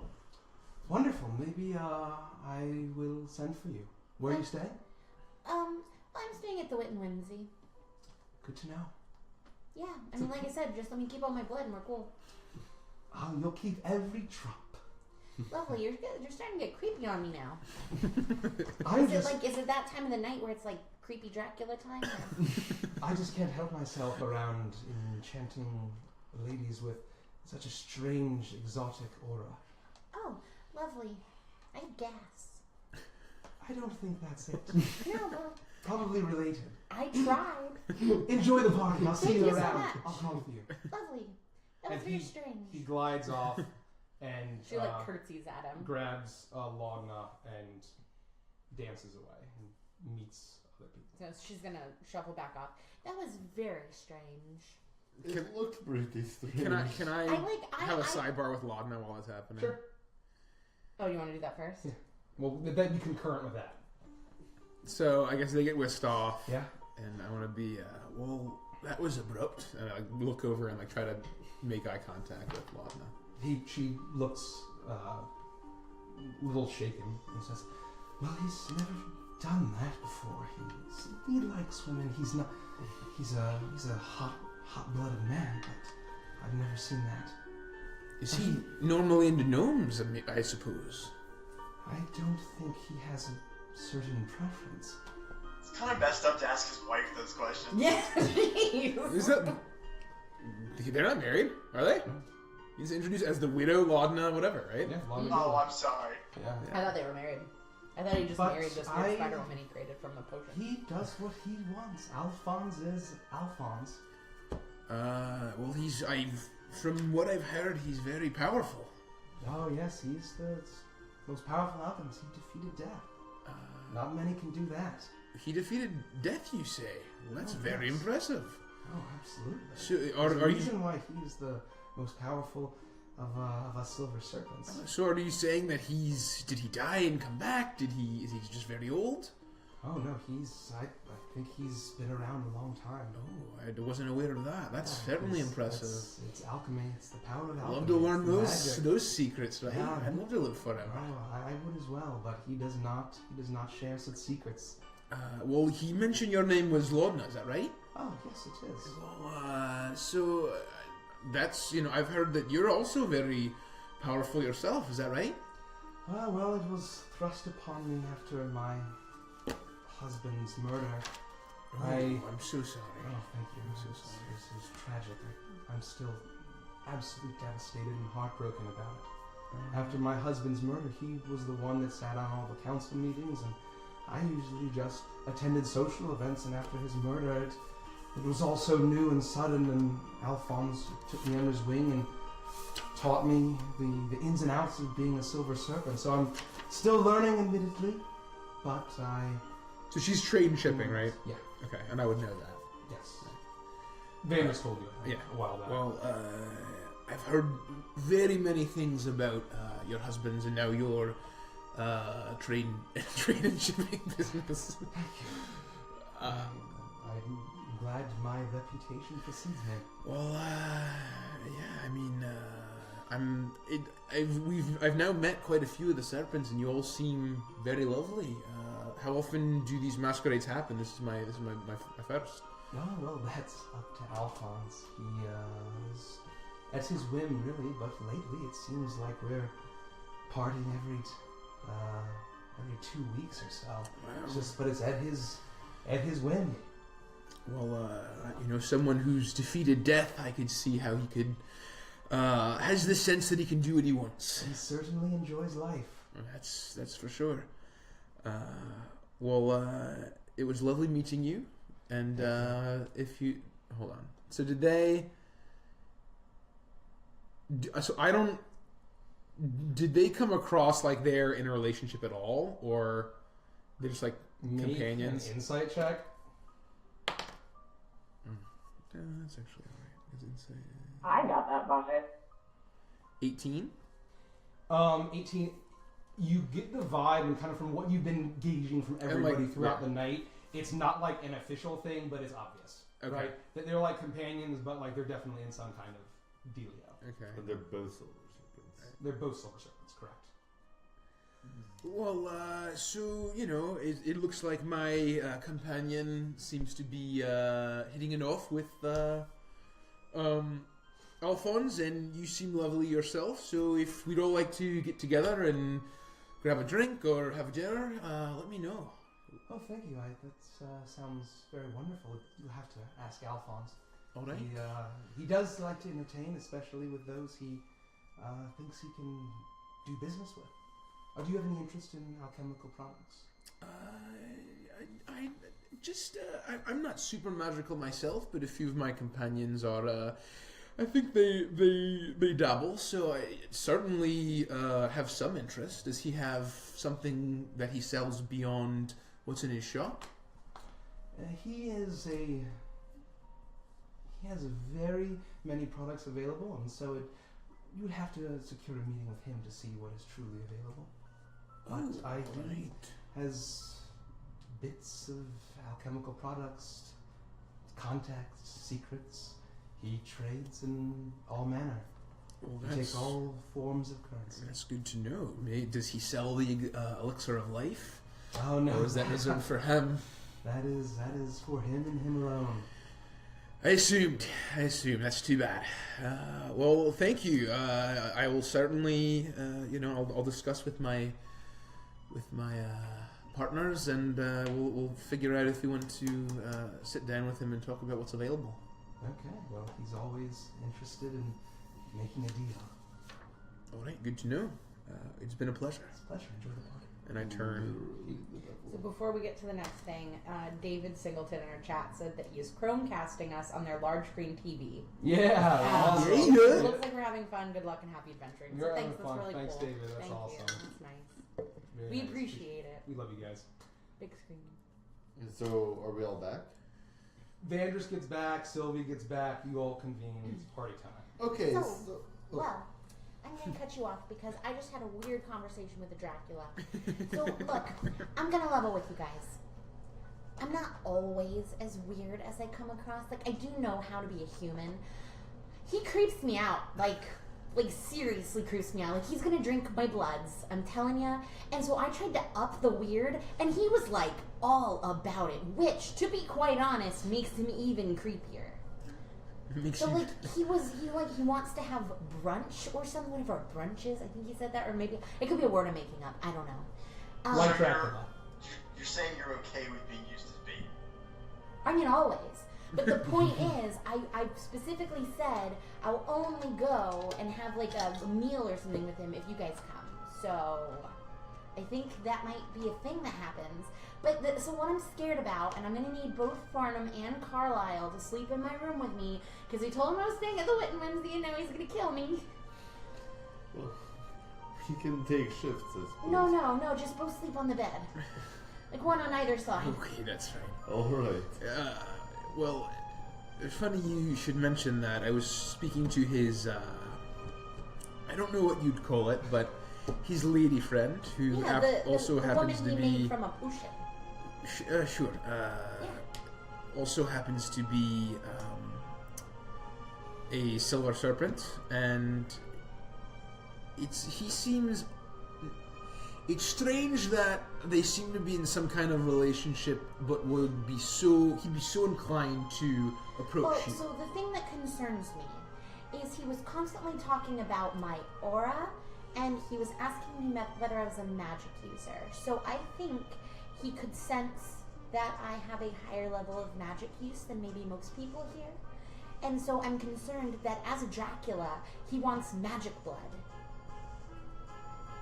He might. And I don't know if you're aware of this, because I don't think I've ever really talked to you about it, and there's nothing about me that gives it away. But Lumi and we both have a tie to the Fae. Because she's a pixie, and my magic is Fae magic. So I'm worried that maybe Dracula's Fae blood more than other bloods or something. Right? Antonidas, I'm telling you, mind blown. So it's interesting you mentioned blood. Oh wow, I can hear myself a lot. I think you guys TV might be too high. We can turn it down. Is that new? Yeah. Is it Kels? Yep. Better? I Better? think Kelsey's muted. Still the same? No, it's better. Okay. Okay. Orpheus Mention was blood. looking for Genie's blood. Well, yeah, that's what the book said, right? It was bloods of all the different planes. Ganassi, One like, of them was Genie. well, I thought so, wasn't it? There was something about bloods. Yeah. It was Did like- we it know was that? like- Yeah, So it was like you guys would know this, all that the it's, different genie bloods. there are and, 4 kinds of genies. Yeah. And so a Jinn, a Dao, Or no, that was the blood that was Modded, on the Marie, runes, and a right? Because we inspected the runes and it was blood it was in the a alchemy thing. it was a mixture of those Genie 4 blood. of those Yeah. the 4 kinds of genies. Yeah, Yes. that's what it was. Regardless, the point is that he did not have these things, allegedly. Mina said that Alphonse LeBlanc keeps a personal stash of things that he doesn't necessarily sell, or maybe he only sells if the price is right. And she neglected to tell Orpheus whether or not he had any of this genie's blood. So there's a chance that he does have it, and I think that she was lying and was just not letting me know as well. I think that he probably does have genie's blood, and it just wasn't for sale, or they chose not to sell it to him because he was so shifty. You know, it's funny you would mention that because I was speaking to his female companion, and she was soliciting that he does have a special store of reagents, I'm assuming. And he's always looking to do business, and it seems like he does have kind of special items that he'll meet with people and actually sell these things beyond what's available in the shop.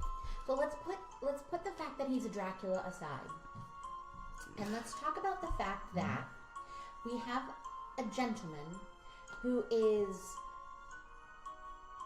obviously some kind of like he was very predatory, and I'm generally, most people don't rub me the wrong way unless you're Dobro or Swedgen, or like a lot of other people, but he really rubbed me the wrong way. And so we've got someone who it seems that Orpheus is also afraid of. And I'm like very afraid of Orpheus. On a scale of like 1 to 10, I'm like at least a 4, which is like really close to 10. Well, it is. That's quite impressive. Question: do we know what's the commander of the Sea Eagles? Amalia. Amalia. Amalia. Do we know if Amalia has any family? I can't say that I do. Because the thing that struck me is that two other silver serpents have acquired their position through the untimely death of their family, and have fallen Only once under. Rodek tells us that. What? Only once Rodek tells us that. I thought he said he told us everything. Oh, Was that? I figured I was at least within earshot of that conversation because I was. Yeah, he was right there. I thought you told us everything Okay. that happened. I was waiting for him to actually tell Oh, us. sorry. Okay. I was thinking- Yeah, I was going to bring that up. Yeah. So anyway, So if I say, oh yeah, by the way, her husband recently died, and they're together, and then right, so it sounds like to me like LeBlanc is using tactics up to and including murder to solidify his unofficial control over the Sea Serpent Council. So So how do we know it's necessarily LeBlanc that did that? Like, We don't. he's the one who benefits. I mean, but so does she. Like, now all of a sudden she's the Silver Serpent and her husband's not. why would she want to be if she gets to enjoy all the power and the money, and don't have to deal with any of the politics? They're together. He can deal with the politics and she can deal with the power. But he's also done the same with Reeve. Because, well, yeah, but I mean, what if it's the two of them? It could What if be. it's the two of them against the world? Either way, my point is, I wonder if telling Amalia to meet with LeBlanc might be hazardous to Amalia's health. That's what I'm trying to get at. What if this becomes the next phase of his plan, and he kills Amalia and usurps her power? The one Silver Serpent who we have a rapport with and a little bit trust. So I don't know Amalia. I didn't meet her. But what about what's his name? What about Vito? Does he have family? I don't think. I mean, I would be incredibly sad if something happened to Vito. I really liked him. I would too. I would as well, though. I don't know that it has the immediate repercussions. I mean, unless he... I don't know. It's rough because it seems like Orpheus is afraid of LeBlanc. So the likelihood of them working together is slim, but if they are, then it would make sense that Vito would actually have the biggest target on his back because more than likely we didn't see everything that he has. True. And he could have those artifacts that Orpheus is looking for. That's true, and it could also be that taking out Amalia makes it easier to hit Vito because he doesn't have to worry about security. But either way, I think if our suspicions are correct and LeBlanc does make a move on another Silver Serpent, it whichever one it is, I think it might be trouble for us. I mean, this is much bigger than all of us. I mean, this is far beyond anything that we have the ability to just deal with. I don't know if we want to even stay for this or get out to Dodge, as they say. I mean, there's a huge part of me that wants to say, not my town, not my problem. But now that I know Vito, I feel like I would always wonder what happened to him, But it's not even just him. Like, there are other people here that I now feel like we can't just leave them to deal with this. They're innocent people in this town. This is Vandris' hometown, too. Well, I mean, he tried to kill me, so I'm still mad at him. There is that. I would let his hometown burn for that. But I do like the people here. And for me, someone... As far as Vito goes, there's probably not many people in the world, if there are any, that are well versed in artifacts as he is. So eventually, I'd like to have him look at my horn, and so. You're a pervert. That is not what we're talking about. You know right what now. I mean. You're an absolute pervert. I knew someone was going to say something. I knew it. And so.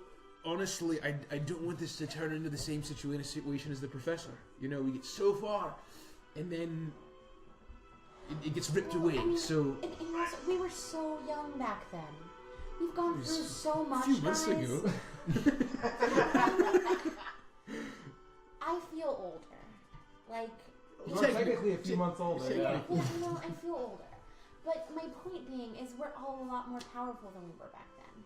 And I do think about what could have happened if we were dealing with that now. Could we have saved him? And I don't think any of us here, if we left, it would stay on our conscience forever. And I can't believe you even suggest it, Gandhi. You're supposed to be better than me.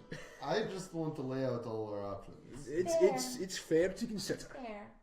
It's fair. So I honestly think at this point that I would agree that he's probably up to no good, especially with a Dragonborn wanting to meet with him. We're not the heroes this town needs, but we're the heroes they deserve. Yes. Right. So I did hear from Laudna that he would be willing to sit down and meet with us. And he expressed that very interest with Selby. Yeah, it was uncomfortable. So can we use the opportunity that Sylvie was going to meet with him to all meet with him? I was thinking we could have a combined meeting, and that would at least... Well, he said he was going to reach out to extend an invitation, and I was very clear that I would not be going without you. So I imagine that when he extends that invitation, you will be included on that. I was thinking of a different way of beginning with them, as in Mimosas? Murder. I'm probably going to There's be murdered. been a murder. Well, in that case, we can maybe enjoy the rest of the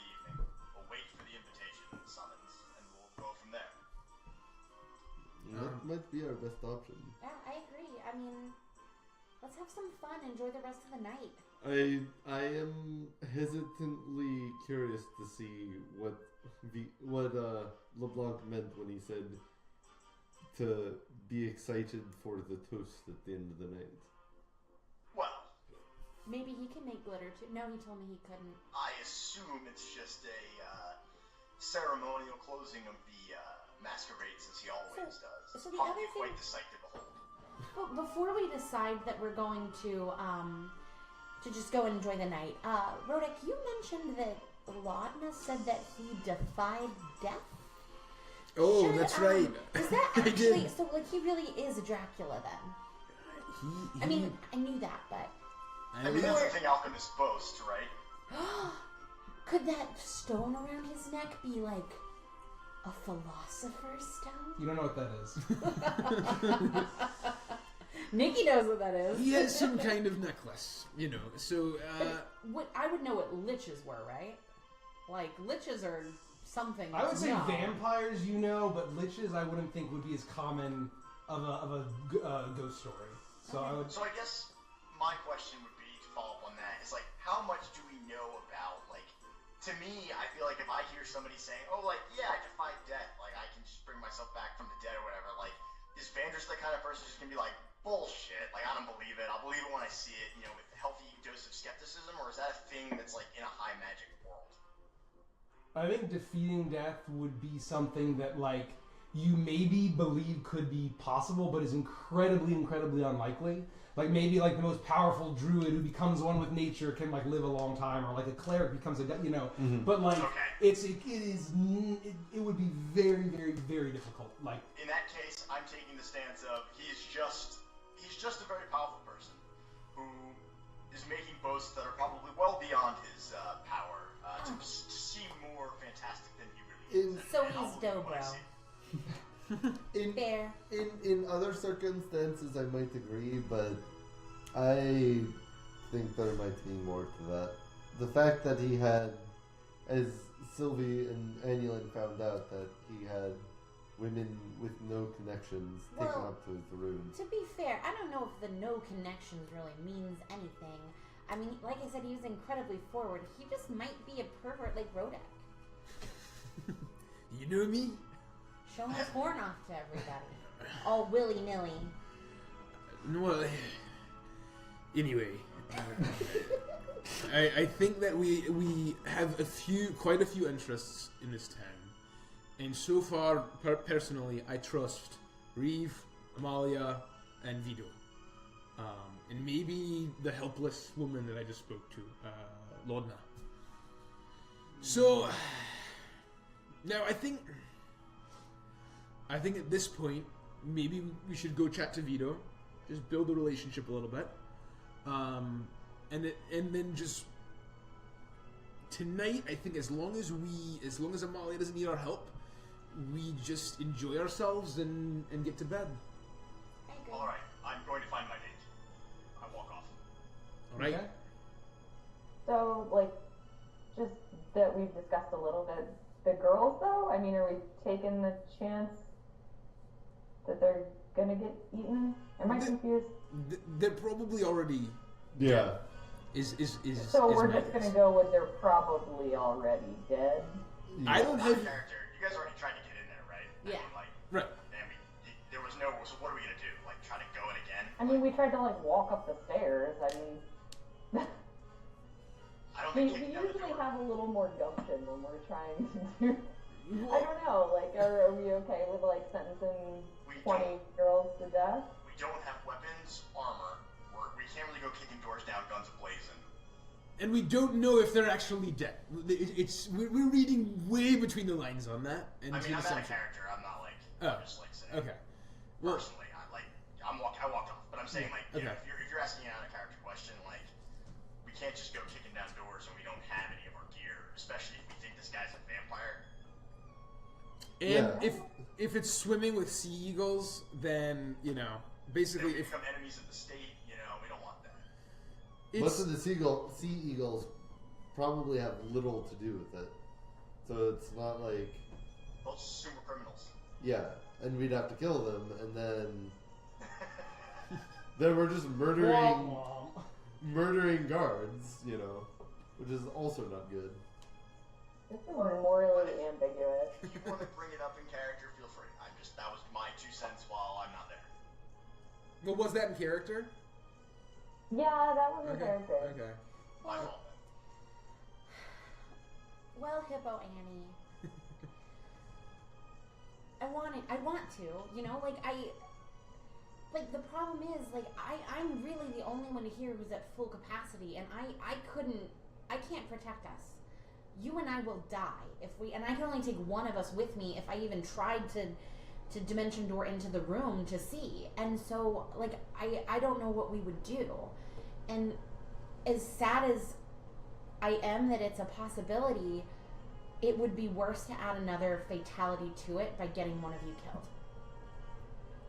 So what if Vandris turned into a bat and like went on the upper floors from the outside and like looked in the windows and just at least we could confirm, or I don't know what the opposite of that is, our suspicions. I mean, you'd have to ask him. But Well, I it's- want some input. I mean, do you think that's worth it? You know, yeah, I mean, if he doesn't want to do it, I could turn you into a bat. I don't We have think the that boat. looks I good have the on potion. me. Oh, we have, but that's only 10 minutes. Not even So- 10 minutes. It's like 30 seconds, right? Or Oh, it's a minute. It's 1 It's minute. 1 1 minute. Uh, And so, but I actually I can use polymorph once a day. oh, nice. So, because of an Eldritch Invocation. Though I don't think I can actually turn her into that. I think I can only turn myself into a bat. Or into something I wanted to. Hmm. for how long? I think it's me only. This is a polymorph spell, but I think it's me only. I'd have to double check. That's pretty cool. I mean, if we can figure out a plan for trying to get them back, I'm for it. I just don't know what plan we'll be able to I think mean, of. the other option is I can send Lumi into the room to scout it out, but, like, all she's gonna do is come back and say there are dead bodies everywhere or they're not there to be found. Like, Well, maybe. I mean, maybe. Hopefully, like she comes back and says it's just a big group orgy, and then we can walk away like clean conscience. I've but never wanted to hear it's a big group orgy more in my entire life than I do right now. tell me, girl. That escalated quickly. I'm scouting with Lumi if she's up to it. Sounds. I always forget about that little bugger. Yeah. It's because she's always salty. Where is she now? She's just invisible in my Okay. hat. Okay. She's just been with me. I thought she was Well, posting. if she would be so kind as to scout it out, it would certainly put my conscience at ease to know that it's just prostitutes prostituting. Okay. Yeah, Okay. I'll send her. She's gonna like send her outside and look around the windows and stuff. Okay. She zips out. Have her do it invisibly, Okay. obviously. She nods or invisibly, so you can't see it, but she makes it clear that she understands. Her intentions are Her known. intentions are known. She zips out of the. I guess you wouldn't be able to see this, but basically, Yeah. after several minutes, she blinks back to your hat and says that all of the windows that have been built into the castle on the inside are all blocked off. Whoa. Well, And like not Can like she go? She can go through like doors and stuff, though, can't she? yes. She can't, like. She can't Blink. blink through them. no. No. So there needs to be like She can't, like, access. teleport. She's not a ghost. And she's almost a foot tall. So it's not like she's itty bitty and can like zoom through locks and stuff. She's not a Tinkerbell. So and just she tells you that So- it's not just like boarded up, but like the But- window cells have been covered in stone, and these are permanent modifications to whatever castle this is. Yep. He's a Dracula. I'm telling you. But I guess that means no orgy. No, that's so.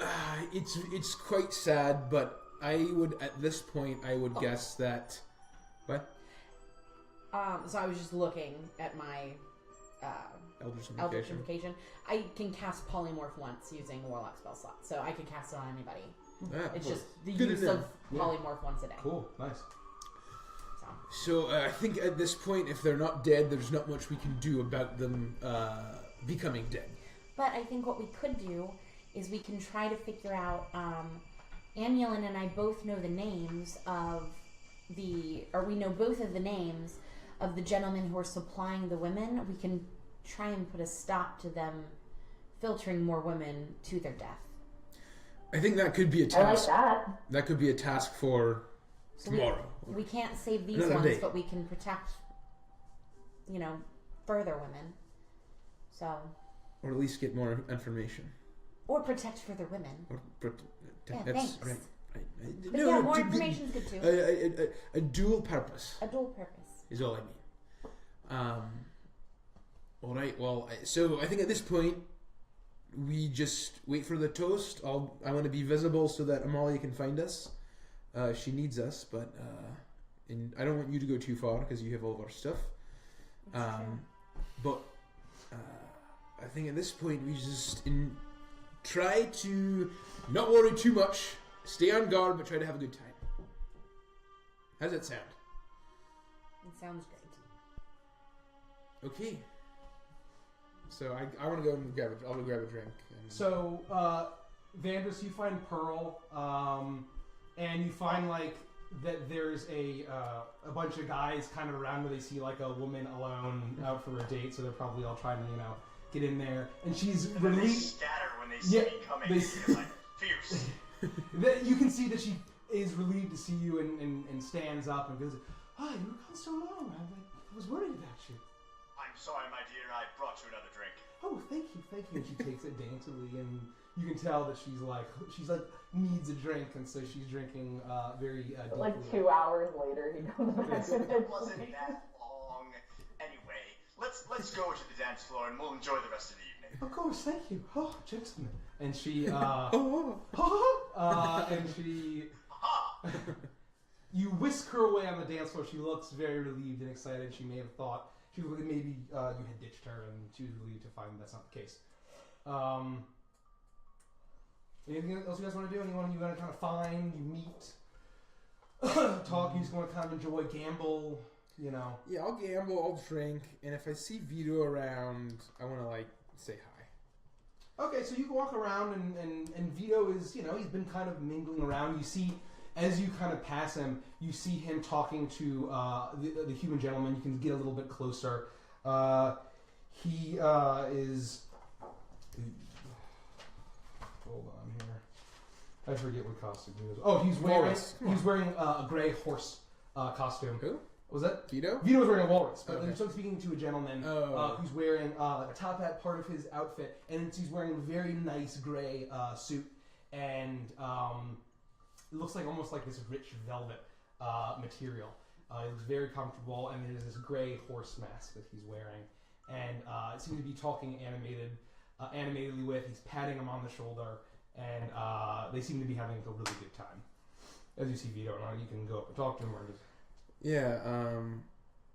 I'll walk up and I'll say, excuse me, are you Vito Velostinek? Oh, yes, I'm Vito Velostinek. Oh, I've heard so many things about you, Did and we I... meet him? Oh, sorry. I was reading, obviously, a thing, so I was not... I've got a mask on. I'm a fan of your facial hair. Oh, and I'm a fan of yours, and that's why I've heard such amazing things about your wonderful mustache. Oh, and so I figured that must be Vito himself. My reputation precedes me. Oh, it does, believe me. So, and He beams, and he's proud. Have you met my friend Bartholomew Darjeeling? Ooh, I have not. Hello. Charm, good dwarf, sir. Pleasure to meet you. Bartholomew, the name's Rodek. Oh, I'm Bartholomew Darjeeling. Welcome. Oh, and Vito, Rodek, great to meet you. Of course, pleasure to meet you. So, I just wanted to come up and just say hello. And first, I love your mask. I love your whole outfit. It looks wonderful. Walruses are my favorite animal. I'm from up north, so they're have a wee bit of a soft spot for walruses. I love going to the zoo and seeing the walrus. Ooh, is there a zoo in town? Oh, there is a zoo in town. Yes. Oh, you don't say. I'll have to check that out. Angela and I are going to see him. What's it called? Is it a Noble Garden? I haven't seen it around. Oh, no, it's not. It requires too much space in Noble Garden. It's up in what the fuck is that place called? It's up in the Apollonian Hemisphere, out by the walls. Okay, Apple Zoo. Good to know. Oops. Well, I'll have to check it out. I'm relatively new here. I've only been in town for a few weeks, but I hear that you're quite the connoisseur of ancient and magical or otherwise artifacts. Is that right? You know my business. Oh well, I do dabble a bit. You know, being a dwarf, I have a strong connection to my past and to my history. We learn from the mistakes of the past. Well, often we don't learn tragic business. we do. That's right. But us historians know better. Right. So I wouldn't go so far as to sit to. And I'll stroke my beard, kind of in kind. And then, while you kind of realize that you guys are talking, so Bartholomew kind of just walks off. Okay. Well, I don't know, like. No, it's fine. It's kind of a cocktail party. Okay, Good to see, and then he just wanders. Okay, That's fine. Yeah. So I'll be stroking my beard. So I would say I'm more of a hobbyist. It's not my main business, but I do dabble in particularly dwarven artifacts. But I'm trying to expand. So I hear you have a lovely museum. I haven't had a chance to stop by yet. Well, you're making a mistake by not visiting the Egg of Eternity. Well, definitely that's on my list. Tomorrow you should go visit it. I just might. So I was wondering if you would, while I'm here, I mean, obviously this is a party, I don't want to hold you up too much, but, maybe if you'd want to grab a drink and talk history. No, well, I'm a very busy man, but I could find an hour to spare. I'll ask my assistants if I have a free moment, a free hour to spare. That would be wonderful. I've heard so much about you, and you've been fascinating. It's always nice to meet you. You're one of the reasons why I was so excited to come here. Well, that is an honor. I hope I'm worth the hype. At least at this point, you are. Don't worry. It was. Where are you staying? I'm staying at the Wit and Whimsy. Oh, everyone seems to be staying. Yeah, there. it's the nicest inn. That's what they say. In all of Gullhaven is what I was told. So Wonderful. We just had to stay. Wonderful. Anyways, again, I love your moustache. Well, and thank you. Mine doesn't quite compare, but maybe one day I'll get Just grown. I'll recommend you some good beard wax. Oh, I would love a new beard wax. This just isn't doing the trick. It looks good. It looks good. But we can get you better. All right. Well, we can talk about that as well. And he's like stroking his mustache. It was a pleasure, and you enjoy your night. Okay, I'll send my assistant tomorrow, probably. Okay, lots of things tomorrow. I'll send my assistant. Okay. Well, you have a lovely night. You too. And he walks off. Okay, so I go back and I want to be looking for Amalia, but I'll join the rest in enjoying myself. So you are all enjoying the evening.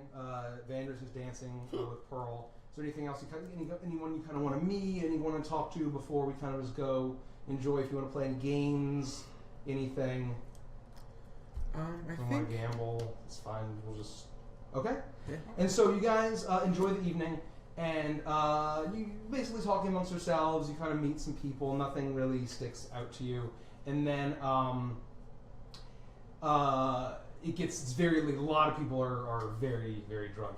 Some people kind of had to get escorted out and leave, and then speaking of the music, the music dies, and you see the same gentleman at the top of the stairs. He says, "Now we will. The party is sadly ending, but we will be moving to the gardens for the final toast. Please exit the doors towards the front of the estate."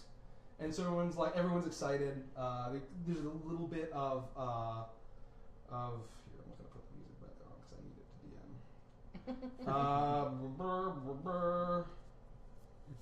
Boink. gotta have a soundtrack. And so everyone starts making their way towards the exit. The party's clearing out. You see a lot of the staff or the help cleaning up the tables. You see Belliver still yelling at his staff as they're breaking down the table. And then he kind of goes off to try to smooth some nobles as they're drunkenly walking away for some reason. Then, are you guys going to go with them, or so I want to like group up and be like. So are we going out to the front? Yeah. Okay. So I'm gonna just turn to everybody and be like, I think we need to keep our wits about us. And Well, I gave you a sack each of wits. Oh, you're right. So I don't just have it keep on them me. on you. So I still have mine. Wonderful. What is it? What's she saying? Well, I gave all of you guys a sack with wits in it. Remember? a bag of wits. Oh, right, Your of course, bag of I wits. could never forget that. He keeps telling you to keep them about you, but if you just make sure you have it, then you're fine. It was a bag of dirt, right? Yeah. Wits. Wits, right? So, So I just want to say, like, let's make sure that, like, let's position ourselves to the point where we can kind of run and get out if we need to. All right, let's stick together. Okay. And like you said, keep your bag of dirt on you. Right. Yeah. Okay. So you all exit out, and as you're leaving, you see that there's the choke point of like the smaller door that's going in, and you see Mina standing there, and she has some help behind her, and there's this huge table filled with these like champagne-looking glasses, and she's handing one to each of the guests as they're leaving, and it's this bright pinkish like fizzing liquid. And she's just, hey, okay, enjoy your night, oh, have fun, I hope you had a good time. And so she, as you pass, she hands you each one. And everyone is kind of making their way, they're filling out the gardens. If you remember, there's this lavish gardens kind of taking up a ton of space in the front portion of this estate. And there's the main path that goes from the stairs all the way down to the gates. You see that the gates are open, and that on the pathway there seems to be a marked line of a pinkish chalky substance that seems to outline the street and then around the gardens, and then the chalk outline seems to basically go down all the way down, even that long promenade leading up to Alphonse's manor.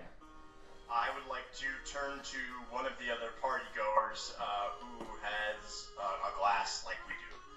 Excuse me, I don't know, sir.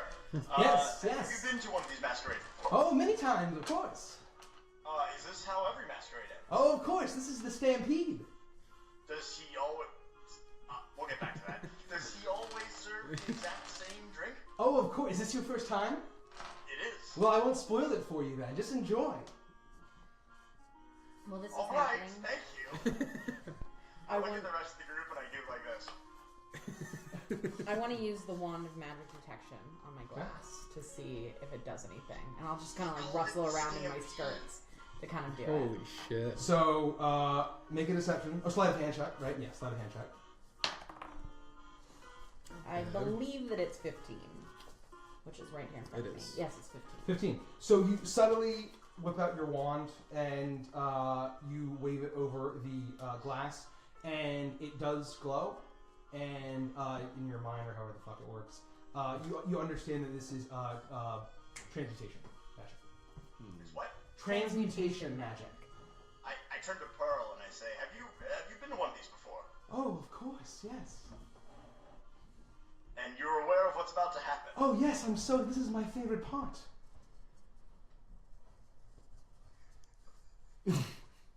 Nervous laughter. I can't wait. Okay? Okay. Yeah. So everyone makes their way out, and you see kind of that pinkish chalk of the same color of the liquid. It kind of goes around the gardens to the manor, and all the way down that promenade. And then, as everyone makes their way out into the garden, a ton of people, but it is a huge estate. All of these, they're easily comfortably fitting everybody.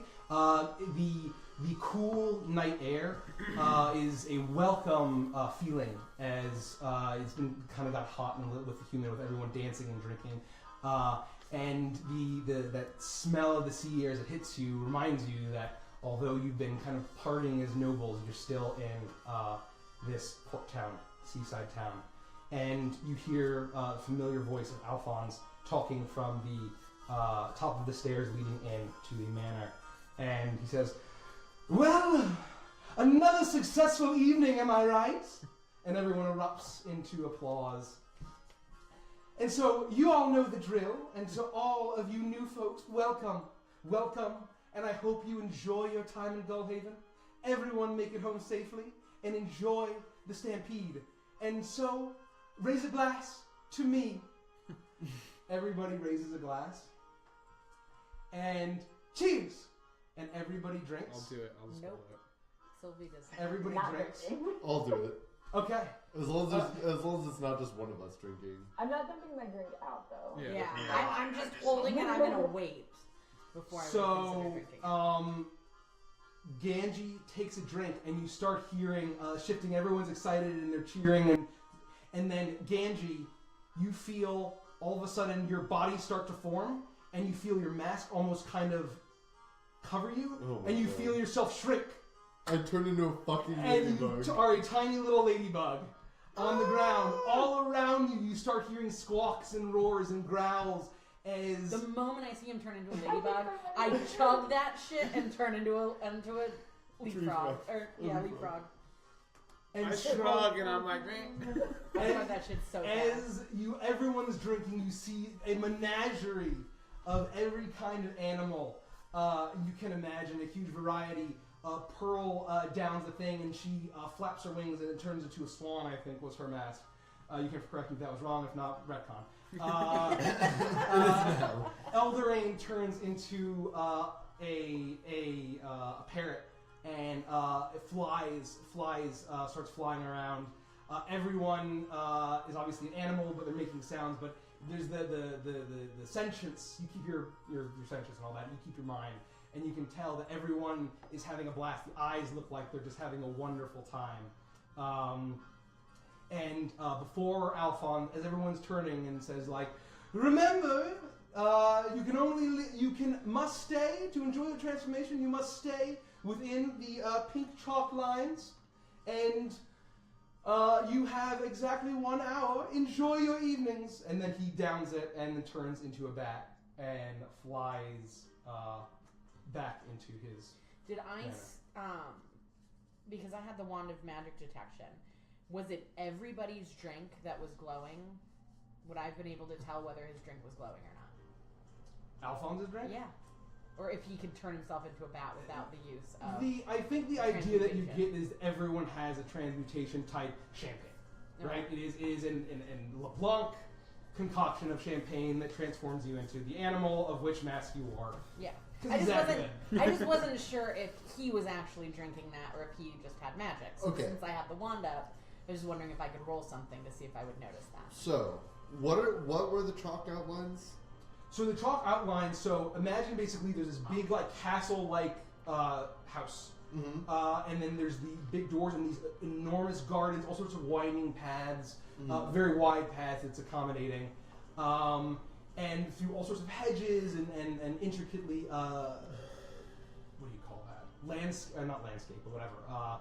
Cut bushes into looks of animals and creatures and things like that, and good designs. And then the walls, remember there's these large walls, almost as tall as the walls of the Gullhaven's walls itself, and it kind of goes and encloses these gardens to the gate. And so the pink outline is basically around the garden to the cutting off at the mansion, and all the way down the promenade, and it goes far down. Okay, so it's only outdoors, basically. Yes, is the idea. It's only outdoors, and you're not going to go in anyone's houses, and you probably would guess that there'd be a cutoff down at the end of that promenade. You haven't seen it, but you can probably guess.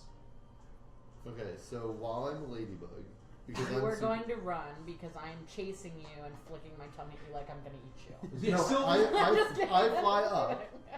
Sylvie downs it, and she shrinks, and there she is, a little Leaf frog. frog that looks like a leaf, Roderick, did you drink it? I did. You down your thing, and you almost look like a copy of Ramsey, but much smaller. You're just a regular Ram. Yeah. Did you guys drink?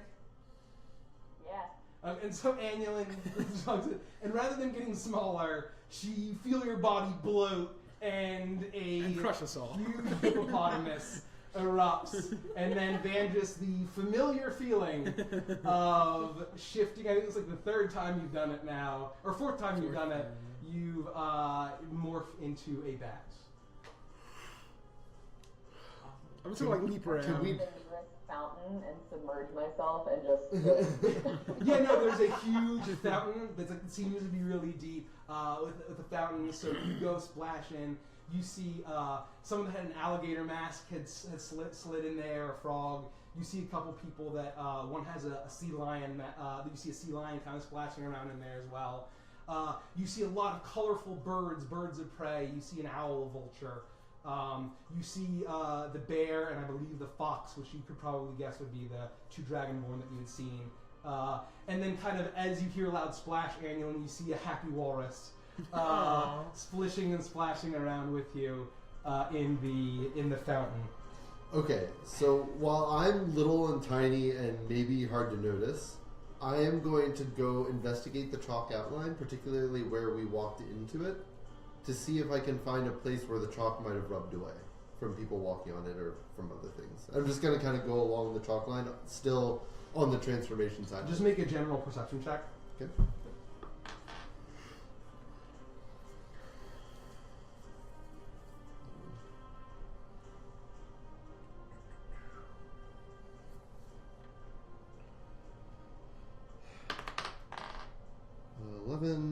Plus, I think it's 3, so I think it's 14.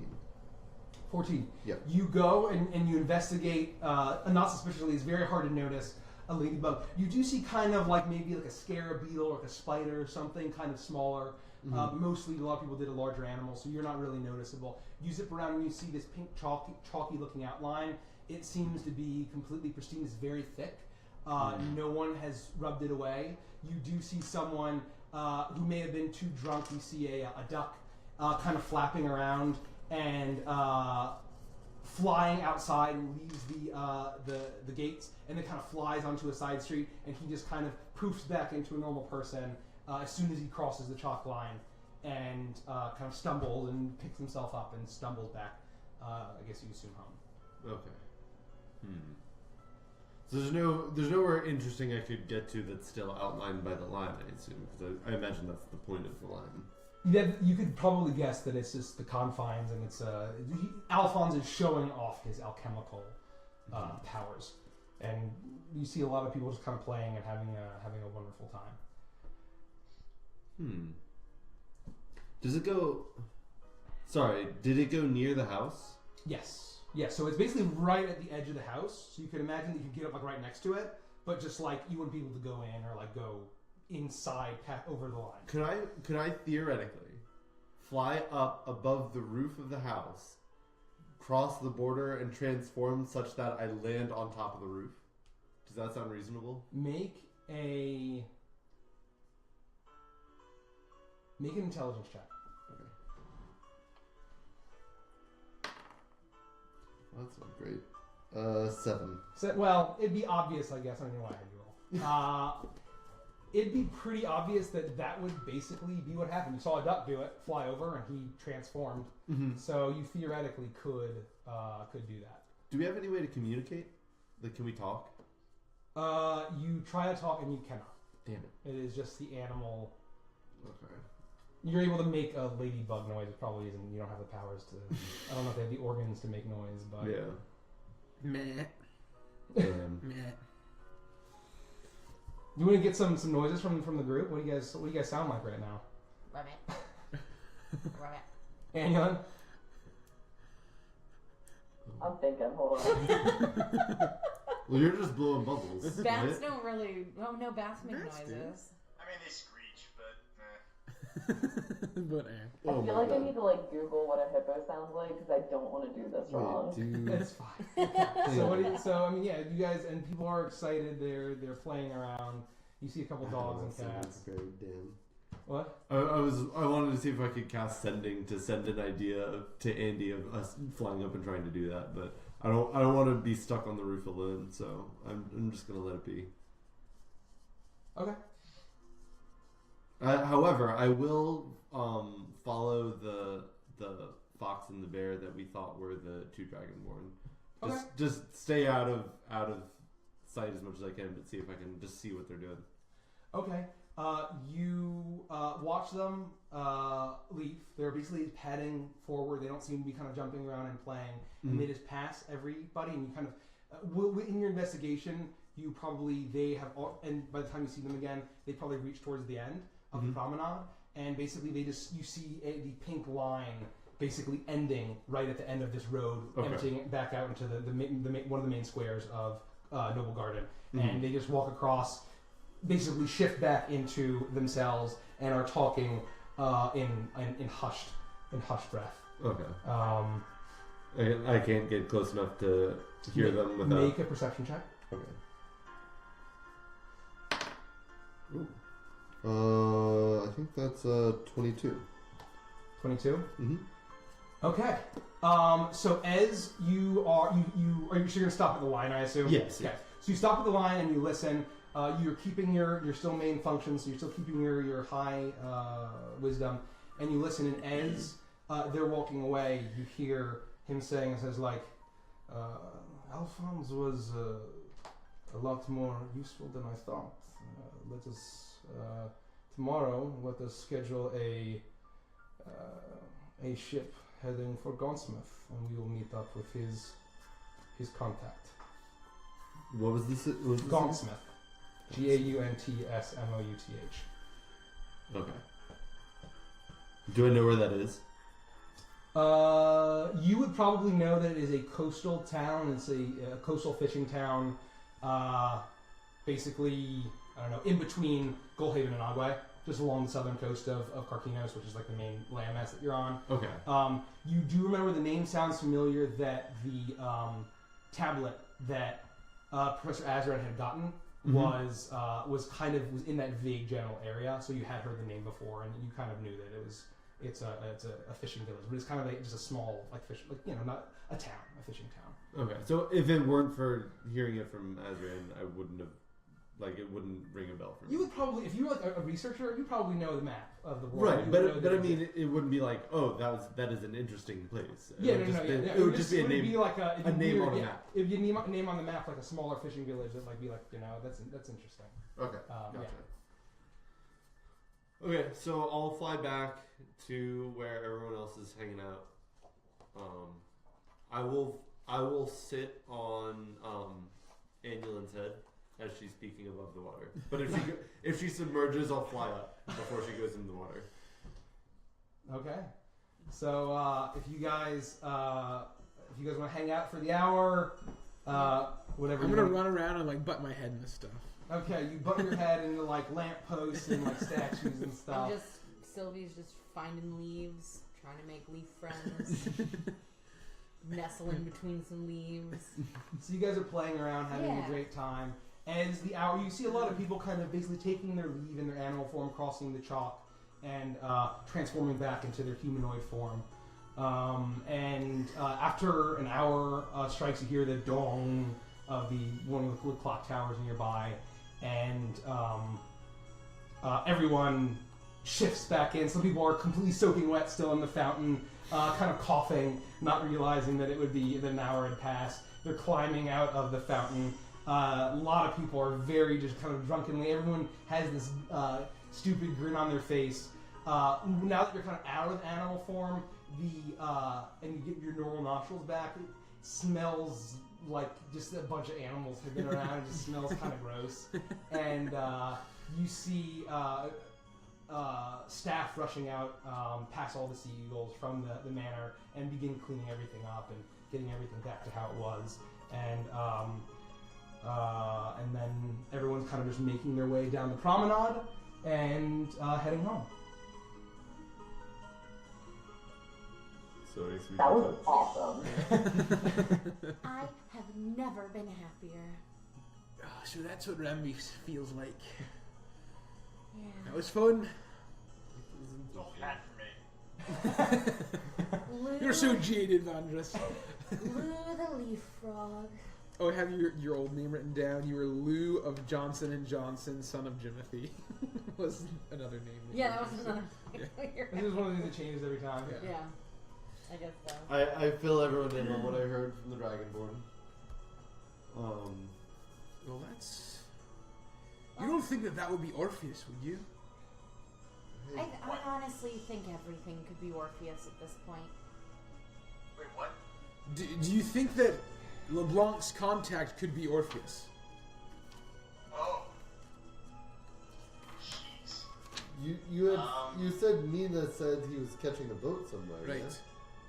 Correct. So we knew that he had genie blood at the place in Gulhaven. But he was catching a boat. I suspect Right. that Alphonse LeBlanc has genie blood, but he didn't sell any to Orpheus. So my question would be, if he refused to sell it to Orpheus, why would he be the contact in Gaunsmith? You know what I'm saying? We're getting mixed messages of they're working together, they're not working together. Right, They're working together, right. they're not working together. So, I don't know. Vandus, do you think if he refused to sell it to him, do you think Orpheus would have just taken that as the answer and left? Well, no, Orpheus, no. But I doubt that he'd be able to steal from a man like Alphonse LeBlanc. I mean, you say that, but he got it somehow, and if Alphonse had it, we never asked him if he'd been robbed. Like, we don't know. It's not something he would even just divulge. I guess my point is Alphonse is certainly not the only place that he can get genie's blood. It's not like he has a monopoly on it. What if he doesn't know he was robbed? Again, anything's possible. We don't know, but I think that would be unlikely for a man like Alphonse LeBlanc to not know what's in his personal stash.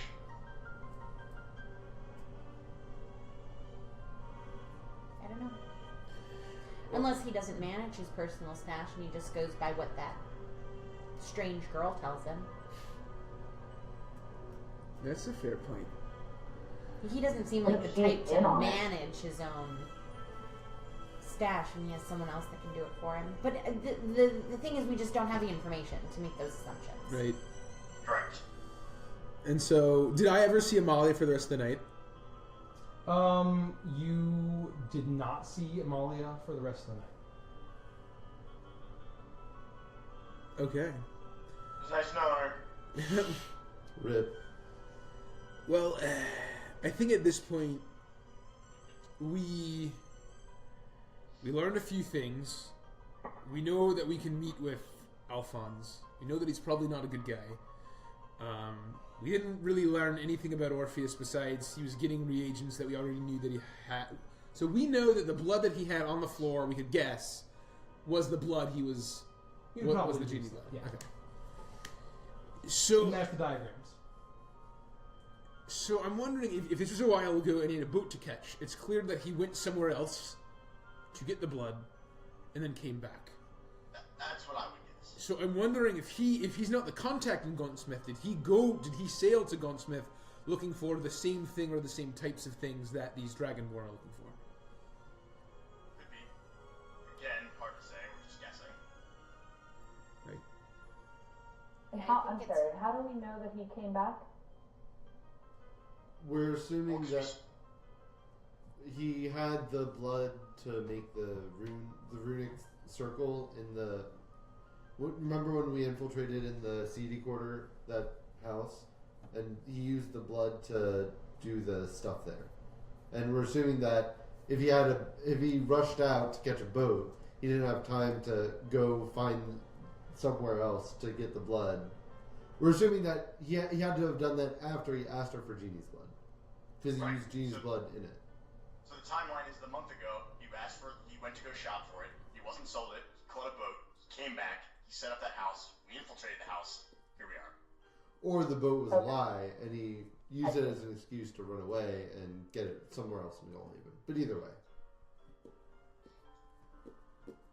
I mean, like I said, I think it boils down to we just don't have the information to to deduce any of it. Right. Yep. So, I think that we go back to the Wit and Whimsy, we get some sleep, we ruminate on everything that happened tonight. Farnham and Carlisle will sleep in my room and protect me from Dracula's. And then hopefully we all wake up in the morning with all of our blood. Hopefully. I do hope. Alright. Alright. Preferable. Okay. Let's go back. We'll turn in. So, Turn into one night. Oh, and just before we go to bed, can you add my name to the room? Just if Vito calls for me, that it actually gets here. Well, what name? Just add Rodek. Don't say that I'm Rodek. Just add, hey, traveling companions coming from out of town. Can you add? Sure. Thank you.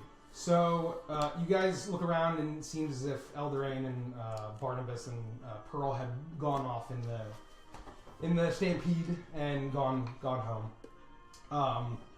And you guys make your way back through the streets. You see some people stumbling back drunk, some people passed out on the side of the street. And you turn to the Wit and Whimsy. You see some people probably returning from the party. They're in their masquerade gear. Some people are still wearing their masks. Some people have taken it off. As soon as you enter, you see a sea eagle dressed in even like more formal attire. His tabard seems to be a little bit more ornate. And as soon as he sees the five of you, he or the ones that had gone and talked to Amalia, he says like, "Are you the ones that spoke to Lady Thermore? We are. She requests your presence, the Bloodacre." Right now. Yes, right now. Is it urgent? It's very urgent. Maybe have time to gather some equipment. Please do, but please understand that urgency is crucial. Right away. So yeah, I want to go. I want to get fully yeah, geared. fully kitted out. Finally Okay. back. I'll be already. I'm gonna take my mask off and gently place it down so that it's very safe. Okay. And I pat it. You guys make your way up to your room. You're changing. Seamus looks like he's fast asleep. It's very late. He doesn't rouse when you wake. He sleeps very soundly. I'm going to take the Venom Spine back from him and leave him the double daggers. Okay. So Venom Spine's kind of propped up right next to his head. You gently take that, put on 2 daggers right next to the little table by his head, and you all get changed back into your standard attire, and nothing crazy happens, and you go back. I guess you guys want to huddle first, maybe. Yeah. Well, so. Yeah. So. Back quickly. So yeah. So just really quickly, it seems urgent, and it's very interesting that they waited this long and then they're summoning me, or so summoning us. So Right. I'm based on what we learned about LeBlanc. I'm honestly concerned about this a little more than I was, but I think that we can trust Amalia, and I don't necessarily think that all of the serpents trust each other anyway. So if one's bad, that doesn't mean that they're all bad. If we get the chance, we should ask Amalia what she thinks of LeBlanc and the 2 others I did. under his thrall. She trusts him explicitly. Yeah. The night though, earlier this evening when we met, I asked her bluntly what Oh, was right. her opinion on Alphonse LeBlanc, and she said that she trusts him with her life. Good point. Oh, He's a smooth talker, that's for sure. maybe. So am I. Then maybe his power play is come and gone. Anyway, let's go. Okay, so we go. Okay. So you go and join the captain. He says, "Come, follow me." And he, as he's walking, he says, "Try not to make a scene. We will be quickly, but please try to be as discreet as possible. We do not want to alarm anyone." And he leads you through Goalhaven. The evening has gotten a little bit colder, so it's feeling a little bit nippy as the sea breeze starts to pick up a little bit, but it's not anything completely unpleasant. As he guides you, he takes you through one of the main squares and one of the paths that leads to the huge bridge that goes out to Bloodacre, which is basically the island keep area where the Sea Eagles operate from. It's this huge stone bridge that has been built. It looks fairly old, as it has been there a while, and large walls that come up from either side to prevent people from going over. It seems like there's a lot of horse traffic, a lot of carriage traffic here. And as you go over, you see a small island just like right off the coast. And as you walk across the bridge, this island has you can probably get Blood Anchor in the camera there. Yeah. It has basically a keep atop of it, and it is the elevation of the top of this island seems to match that of the cliffs of where Noble Garden is built, and it just goes across, and you can see that there is a spiraling path downward that goes to an enormous harbor of tons and tons and tons of ships. Each of the masthead is a gleaming golden sea eagle head, and you see this huge shipyard off in the distance where ships, where pieces and half-finished ships are being built. You see tons and tons of barracks all around at various different levels of this island as it goes down to the actual sea.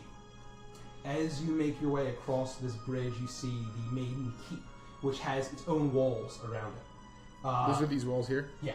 Okay. The gates are closed, and as soon as the gentleman approaches, you can see that the guards on top are calling that it's a captain, and they begin opening the gates. Inside, you see what seems to be a fortress of some kind. You see various stone and metal buildings. Various things you can probably assume is an armory, a workshop, all sorts of. You see like a huge stable as well as you make your way towards the main fortress there where he guides you. Also, once again, this is shut by heavy wooden doors, and as he approaches, the doors open. He guides you, and you're seeing tons and tons of sea eagles basically posted out everywhere. It's very heavily fortified, very heavily manned, very heavily guarded. And you walk in, he takes you through almost like this labyrinth of a keep, and takes you to the top of this this top room. And the doors here he opens. It's a small. It's basically a normal sized door. He opens. There's basically a seagull. There's a pair of seagulls basically at every single point, and the door opens. This is a large oval-shaped room. There is a huge table in the middle, which seems to be a huge map of the surrounding region.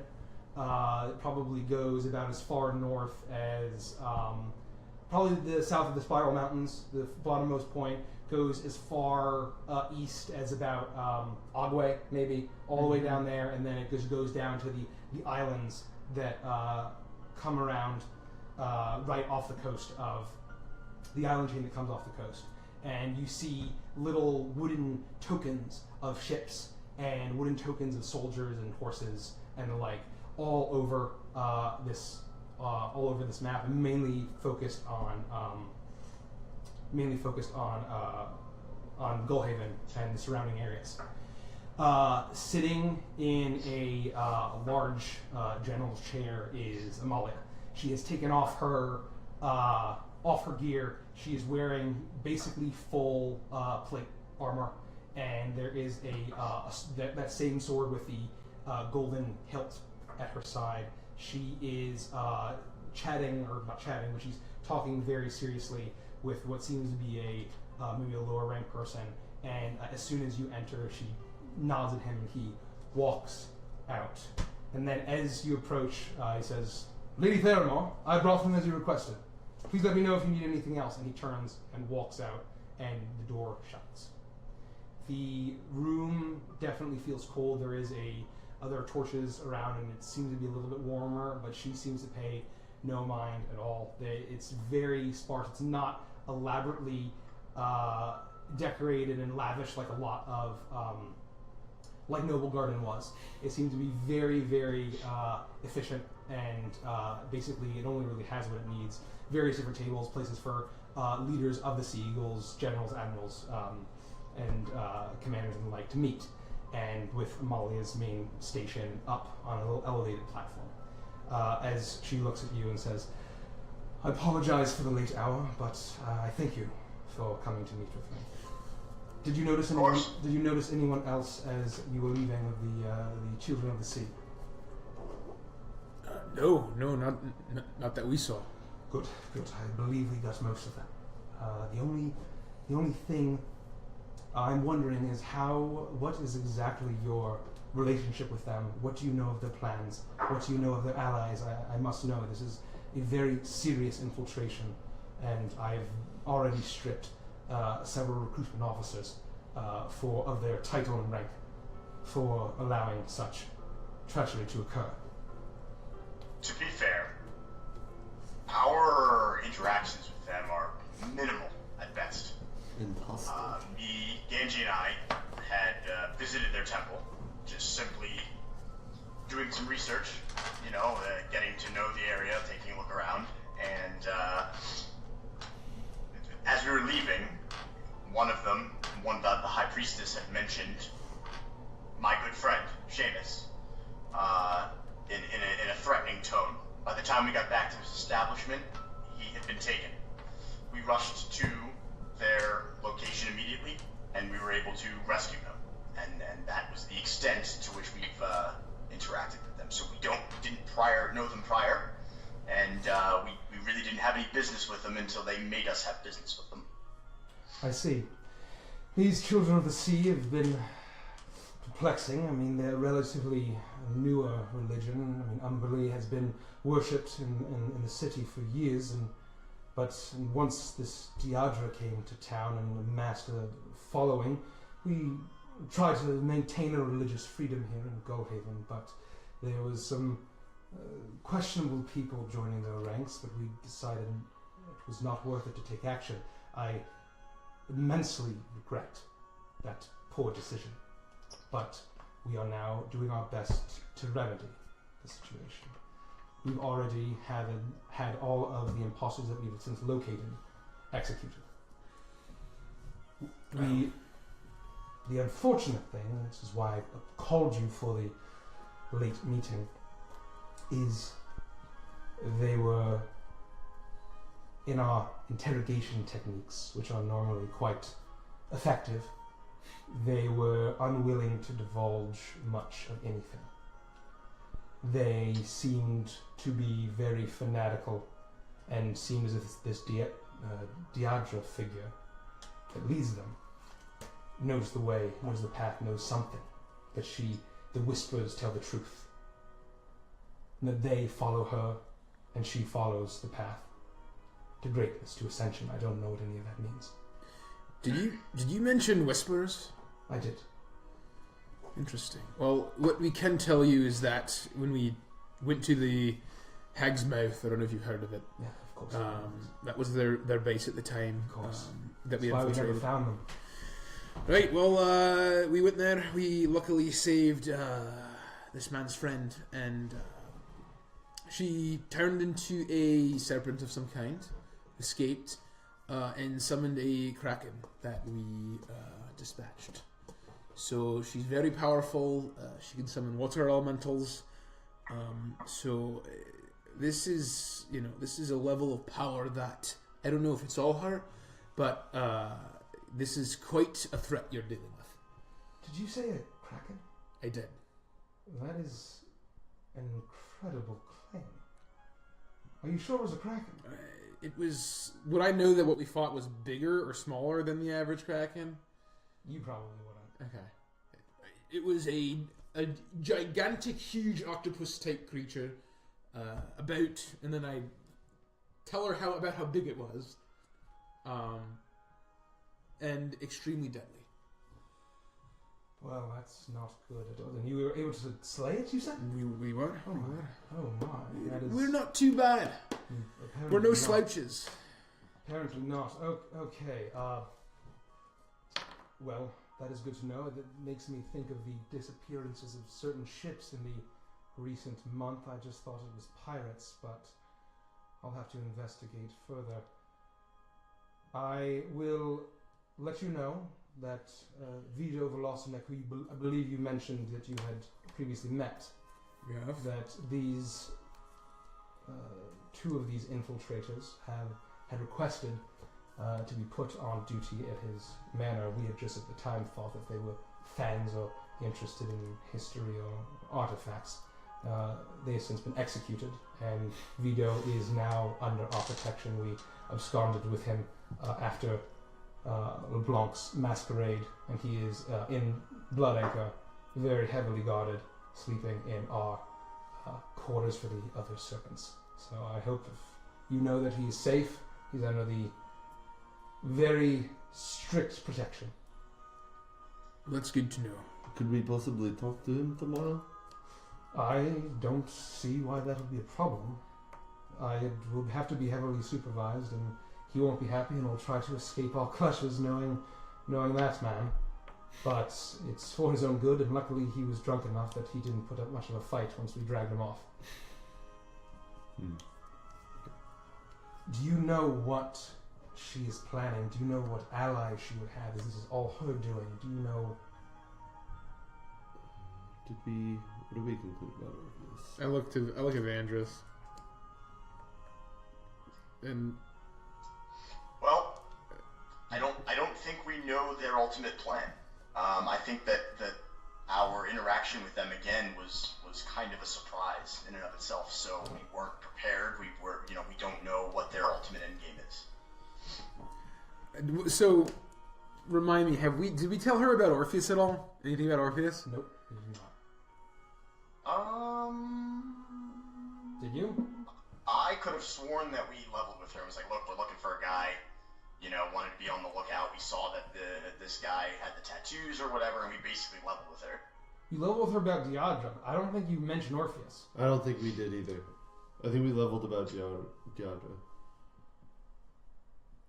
Okay, well then I'll just tell her about Orpheus.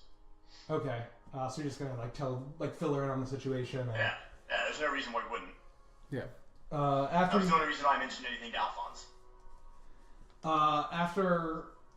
After you tell her and she kind of is starting to process this and says, "Do you believe there's a connection here?" It's hard to say, but we wouldn't rule it out. And do you have any idea what this Orpheus is after? Again, very minimally. We have hints. We don't really know. So would you have filled her in on the whole thing about what you're trying to do and the whole elemental planes and the No, I mean I've just been telling everybody basically the same thing that I told Alphonse. Okay. There's this guy that we're looking for. He's very dangerous. We don't know what he's up to, and that's what I've been leaving it at. And people have seen him and whatnot. He's around. So is she asking us what he wants, what he's looking for? Yeah, basically. Do you have any idea? Well, we know that he's looking for something to do with magic. He's been looking for reagents that are allegedly hard to find or dangerous. He's been conducting rituals. He has some plan, and we know that he does, but we don't know anything about it, and we don't know when it's going to happen. That is shockingly ominous. I admit I'm alarmed, but this is one of the most well-trained and effective forces in the known world. Yeah, it looks like it with all the infiltrators you just had to kill. He grimaces and says, "Well, we may have been lax in our recruitment process. I'll make sure that does not happen again."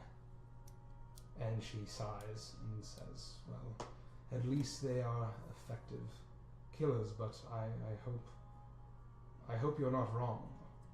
I hope we were wrong and there's nothing that's going to happen, but there's nothing more we can do besides increase our guard. I'll make sure that I send some of my sea eagles down to the docks to see if there's any records of ships coming or going, and see if there's anyone who's recognized a well-dressed purple tiefling looking for things about elemental planes." And do you have people guarding Vito's place of residence? Of course we do. We have guards, eagles stationed all over Noble Garden, particularly.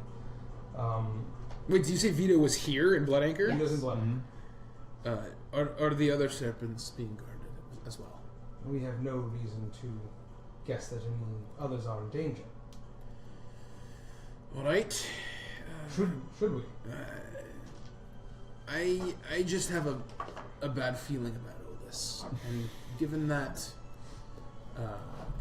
some of them are certainly out of their depth, especially Reeve and Lodna. I just worry that they're weak enough that they could be victims. Well, I'll see what I can do. It's already very late. I don't think anyone would take kindly about being dragged out of bed. Right. But especially on a hunch, but just letting you know. I mean, I think Laudna will be fine. She has the protection of Dracula. So, but Reeve, he seems a little weak. Does. I'll make sure I put extra guards in all of their estates. I'm sure that they are heavily guarded this evening. I pray it's just strange cultist business. We don't have to worry, but we will be on high alert. And the only thing that worries me is the strange disappearances of ships, merchant ships. I even lost one of my own military ships. I thought it was a drunk captain running on a reef, but I am now increasingly concerned. Well, please do let us know if there's anything we can do. Because we, being able to take down a Kraken, we're fairly capable, and we do want to help. We want to make sure that we avert disaster in the city. Very well. I suppose so. That is all the information you have, and I will likely send for you if anything happens and I require your assistance. What time is it right now? Thank you.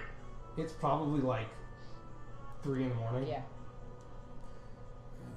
Do you have any lodging here that we could stay the night in, or would you recommend us going back? I believe it's safest for you to return to your lodgings. We only house those that we fully trust. Yeah. Fair enough. Like the people you executed.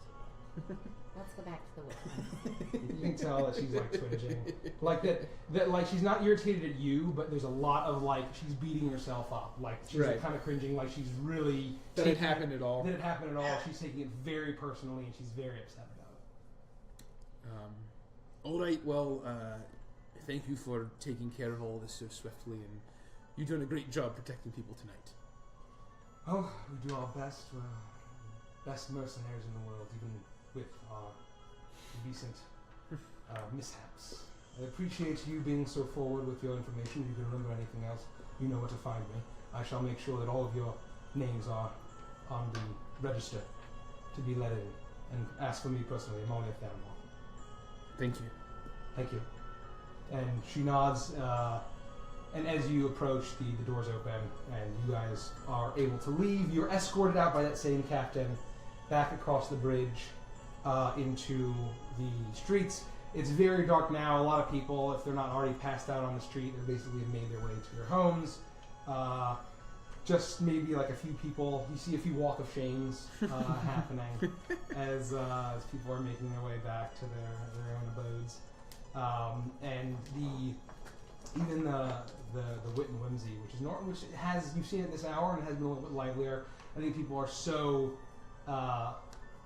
they've enjoyed so much drink and food that they are all passed the fuck out. So you guys make your way back to your rooms and are comfy. Just so you know, we're at almost 3.5 hours on the stream. Okay. So if we're gonna go longer, just start thinking of a break, and if not, just you know. Well, we could just take a 10-minute break and then restart. And then restart. Yeah, so just if you want to find just a natural spot or whatever, it's up to you. Just letting you know. All right. Well, it's getting a wee bit late, so I think we learned a lot. Let's sleep on it, ruminate, and get some sleep. Okay. Done. You guys go to sleep, and a Dracula. You wake up.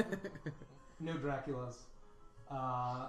You wake up and you find yourself in your rooms.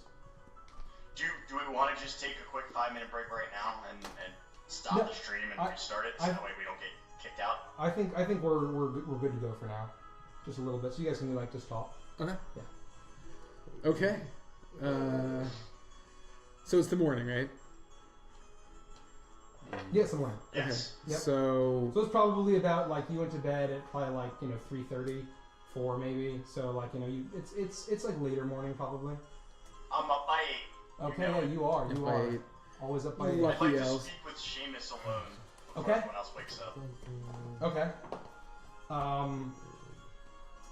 So I think maybe even you guys had a room together or whatever. But anyway, so you're gonna nudge him awake. I assume he's probably still sleeping. Well, once he wakes up, I mean, I have to meditate for 4 hours. Okay, well, he wakes up early. You can probably tell he's an old man, so he probably woke up at 6. He probably woke up before you did. Yeah. So he's awake by the time you come out of your meditation, and he's smiling at you as you can tell he's gone down and gotten a cup of coffee or something, and he's drinking that, and he says, "Wild night, Avantris?" You would have no idea, my friend. I assume that you didn't have any trouble yourself? Oh no, I slept like a baby. Especially with that bad rapier by my side. I didn't have a care in the world. Good, I'm glad you didn't have to use it. Oh, me too. So, listen, I know that I don't bring this up often, and I certainly don't like to, but I gotta ask, have you heard anything about some of the other guys from the group? I have. Have you? I honestly no. I don't know where anyone is. When I ran into Amalia at the festival, I was shocked, honestly. I had no idea she'd taken up, performing again. And I'm just trying to track down some of the others to see if they're still here in Gullhaven or if they've gone off. No, last I heard, the others are still in Gullhaven. I mean, Taiki. She's probably going from casino to casino. I figured. And getting as much money as she can from older gentlemen and then gambling it all away. Last I heard from her that she was trying to get back on Bolivar's good side. I think she owes him a lot of money still. So may Saloon's speed be with her. Well, she may be at this point, I hope not, but she may be a lost cause, and I would like to see her again someday. But she's a scrappy lass, so I'm not that worried about her, hopefully. And then... Honestly, I'm more interested in where Forgus is. I know that he was always a little weird, but even with his ramblings and ravings, we've been dealing with some pretty weird things, and I think it might help to talk to him. Forgus, well, that I haven't heard from him in a while. I know that after the incident, he doubled down on his theories, we'll call them. I know he doubled down on those, and he took to the Kench. I think he has a hideout there where he's trying to learn about all the mysteries and confirm all of his theories and not be seen as such a kook, I guess. Frankly, I think the experience got to his mind, and I don't think there's much left of it. But if you want to find him, I think I might be able to find him. Yeah, I'm willing to go into the Kench if you can pin down his location.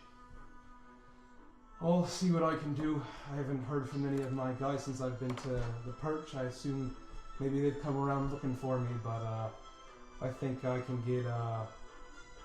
I might be able to track him down. He has a. Go ahead. About the inn, I have to let you know that after we rescued you, we had stopped by to find you before we came to get you, and the inn was in pretty rough shape. I think we'll do what we can to help you restore things to what they were, but it's gonna take some time to rebuild. His face. We're gonna change this. His face drops. That's an understatement. His face drops as you tell him, and he says, "The Perch, it's gone." There's not much left, and I know that was your life and your livelihood. That's all I had. I know, and we're gonna do what we can to help you and get you back on your feet and take revenge on the people who did this. As quite honestly, they burned it down. Who burned it down? What happened? we don't know much, to be honest, and this whole thing is so much bigger than any of us. But we're gonna work on getting to the bottom of it and try to get some retribution. He sighs and puts his face in his hand, and he says, "You, it's Vandris being Vandris." Hey! I hate to bring trouble around, but you know I'm here to solve the problems too. You owe me. I expect lodging and food until we make this right. Listen, I owe you more than I could ever admit. You and I both know this. I owe you my life on multiple occasions, and that's why I rushed out to save you, and I would do it again in a heartbeat. And I hope you know that. And I'm not going to just leave you blown in the wind. You saved my life, so I take your word. I know. At least I'm not a mirror. You'd be dead right now. You know that. You just got a boat. That too. That boat we borrowed from her, it's gone, and I'm gonna have to figure out a way to fix that too, because I know that she'll want my head on a stick. You're a dead man walking. Well, the first time I've heard that. You can tell that he's almost in shock about his whole livelihood being destroyed. But he trusts you, and he's understanding. He understands that there's bigger things going on, and he nods and says, "Well, I know that you're into some real rough stuff, but your new friends seem like they can take care of themselves. But don't let another hissy happen, please."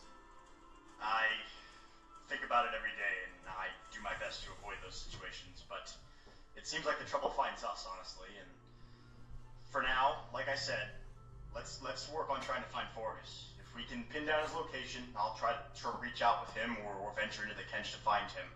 And I have some contacts of some people who may be able to help you rebuild. We'll see what we can do. I'll do my best. I think I know. I think I know the place to start. The more I think about it, I don't know if I trust him, which is why I hesitate to even suggest it. But you know, Leon down at the Mon Ami, that little awkward-looking fellow with the glasses, bald. He, I believe that maybe he may be in contact with Forgus. I think Forgus bribes him for information of happenings. That may be a place to start. All right.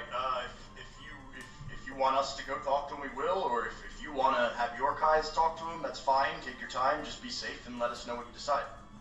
Okay. Like I said, he has a very low profile. It's really just whispers. Last I heard, he was building some kind of resistance he's talking about. I have no idea. I think he's lost his mind. But I'll proceed with caution. Okay, well, I think that maybe Leon's the best bet, because I won't be able to get in touch with any of my guys. They came to me at the perch. Okay, then I'll fight him. Good luck. Thank you.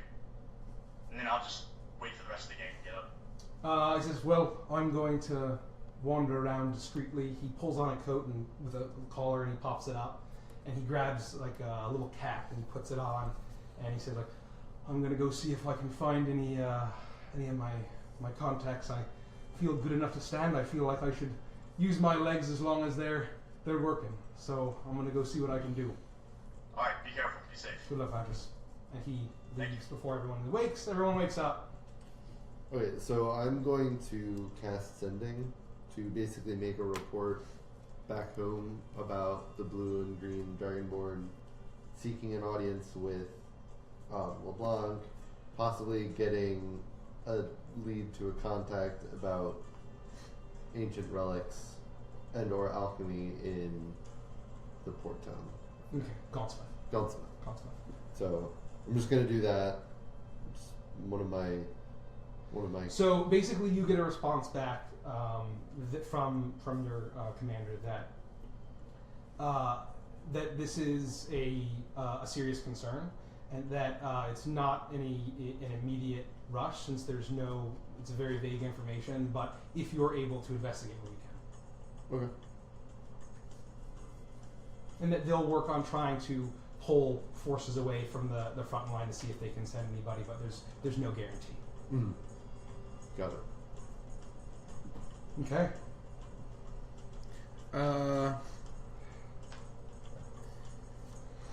So I'm trying to think if we didn't tell Amalia about the house blowing up, did we? I forgot about that.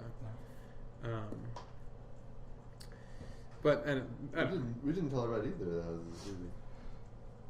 No, we didn't. What house? You mean the? Well, The- he the told one- them all about Orpheus. But I The guess, perch and then the one in the Kench that we Oh yeah, investigated.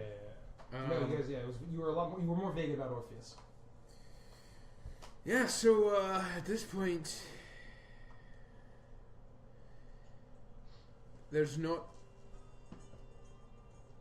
I think really at this point we just make sure that we stay safe and try to meet with some of these serpents. So we have that. I know that we're waiting for Alphonse to reach out to us. In the meantime, I have an old friend that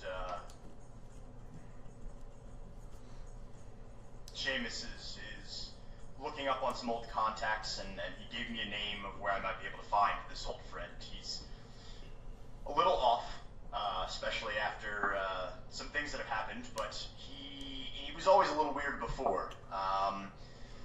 He has this habit of ranting and raving about wild things, and a lot of people think that he's dangerous, and I'm going to try to locate him, and he may be worth speaking to, especially with all the strange things that we've encountered. I'm starting to think that maybe his rantings and ravings aren't just the words of a lunatic, but there may be something behind them, so I think we could benefit from speaking to him. The only downside is he's probably holed up in the Kench, and it'll take some time to find him, so we'll keep that on the back burner and revisit it as we need. What kind of wild things? What do you mean? You mean the wild things that we've encountered? Or things that he says? Him? What does he rant about? Well, I couldn't even begin to get into it, honestly. It's a lot of what sounds like conspiracy theories and just absurd things, but we all know that we've seen some pretty absurd things ourselves. So while most people probably just dismiss him as a little bit of a lunatic, I'm starting to think there may be some credence to his insanity, and it might be worth talking to him about. Well, it can't hurt at this point. Right now, we don't have a whole lot to go off of, and so I think I would certainly love to meet with Vito to learn more, hopefully, about the horn, and. Is there anything else we were gonna do? I think we're just waiting for Alphonse. Waiting for a summon from Alphonse. Gonna go to a shopping district and sell off. Oh, Leon. Oh, yeah, I wasn't there. So Leon. Yeah, but I figure out of character, I figure that's gonna take time, and like Alphonse will probably send for us first. Right. So like, unless we leave the Noble Gardens, there's no reason for me to go chase that down now. Right. And at this point, I'm not. I'm gonna stop wearing the guard outfit. Okay. Because I feel like if the Sea Eagles know who I at least have seen me, I don't need like a disguise.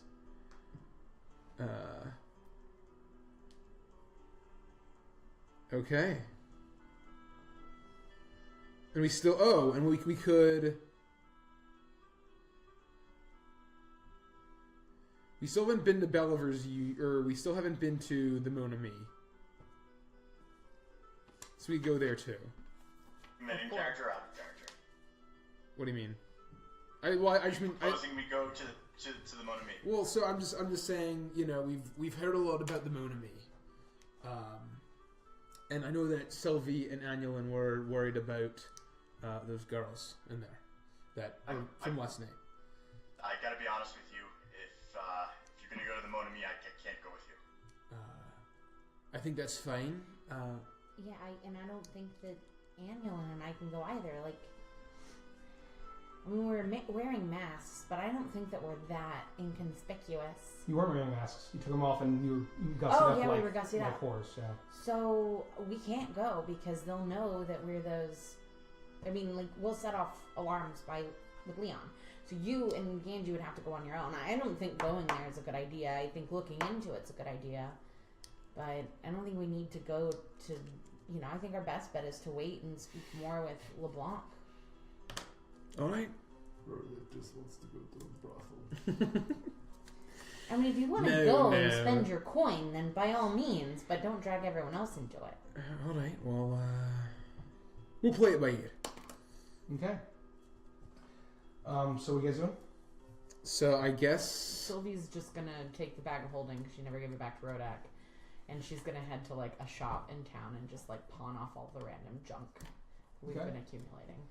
So you guys make your way, you get ready to start your day, and as you go down, you step out, and you open the door, and there is a thick layer of fog on the ground. And you step outside, and it feels like there's like this chill in the air, and you see this thick rolling fog. You can still see the sun is coming through, but there just seems to be, you can't even like see off to the horizon, and then just the thick fog is basically rolling as far as you can see, and that's where we'll end our session. Okay. Ton. Well, thank you so much, guys, for tuning in. Thank you for bearing with us with our technical difficulties. We should be good to go next time. You can test as many times as you want, and things will still go wrong. Yep. True. But we still want to make sure that our players can hear us. So thank you. I mean, that's the most important thing. And please like our page, Legends of Avantris. If you like that content, we're going to be on Twitch, hopefully at some point. Like soon. So appreciate if you would follow us on Twitch as well to get ready to watch that when we start that. What else do we have to? Any announcements? Oh, we hit 200 followers. Thank you so much, guys. We're glad. We hope you like the stuff. We will be streaming again on Monday. That will be Call of the Feywild, DM'd by Nikki over here. So on Monday, on our holiday, if you're off during the day, it'll be in the afternoon sometime. I'm not going to make any promises on time because we're always late. But it should be Monday. So keep an eye out for that and tune in if you don't have anything going on, if you have the holiday off. Should be good. And so anyways, I think with that, we'll probably hopefully be back with Legends of Avantris main campaign, Avantris Prime. We'll call it something. We'll be back with that next week, hopefully. So next Wednesday maybe we'll shoot for, but we'll see. So thank you guys so much for tuning in, and we'll see you next time. Bye. See you guys. Thanks, everybody.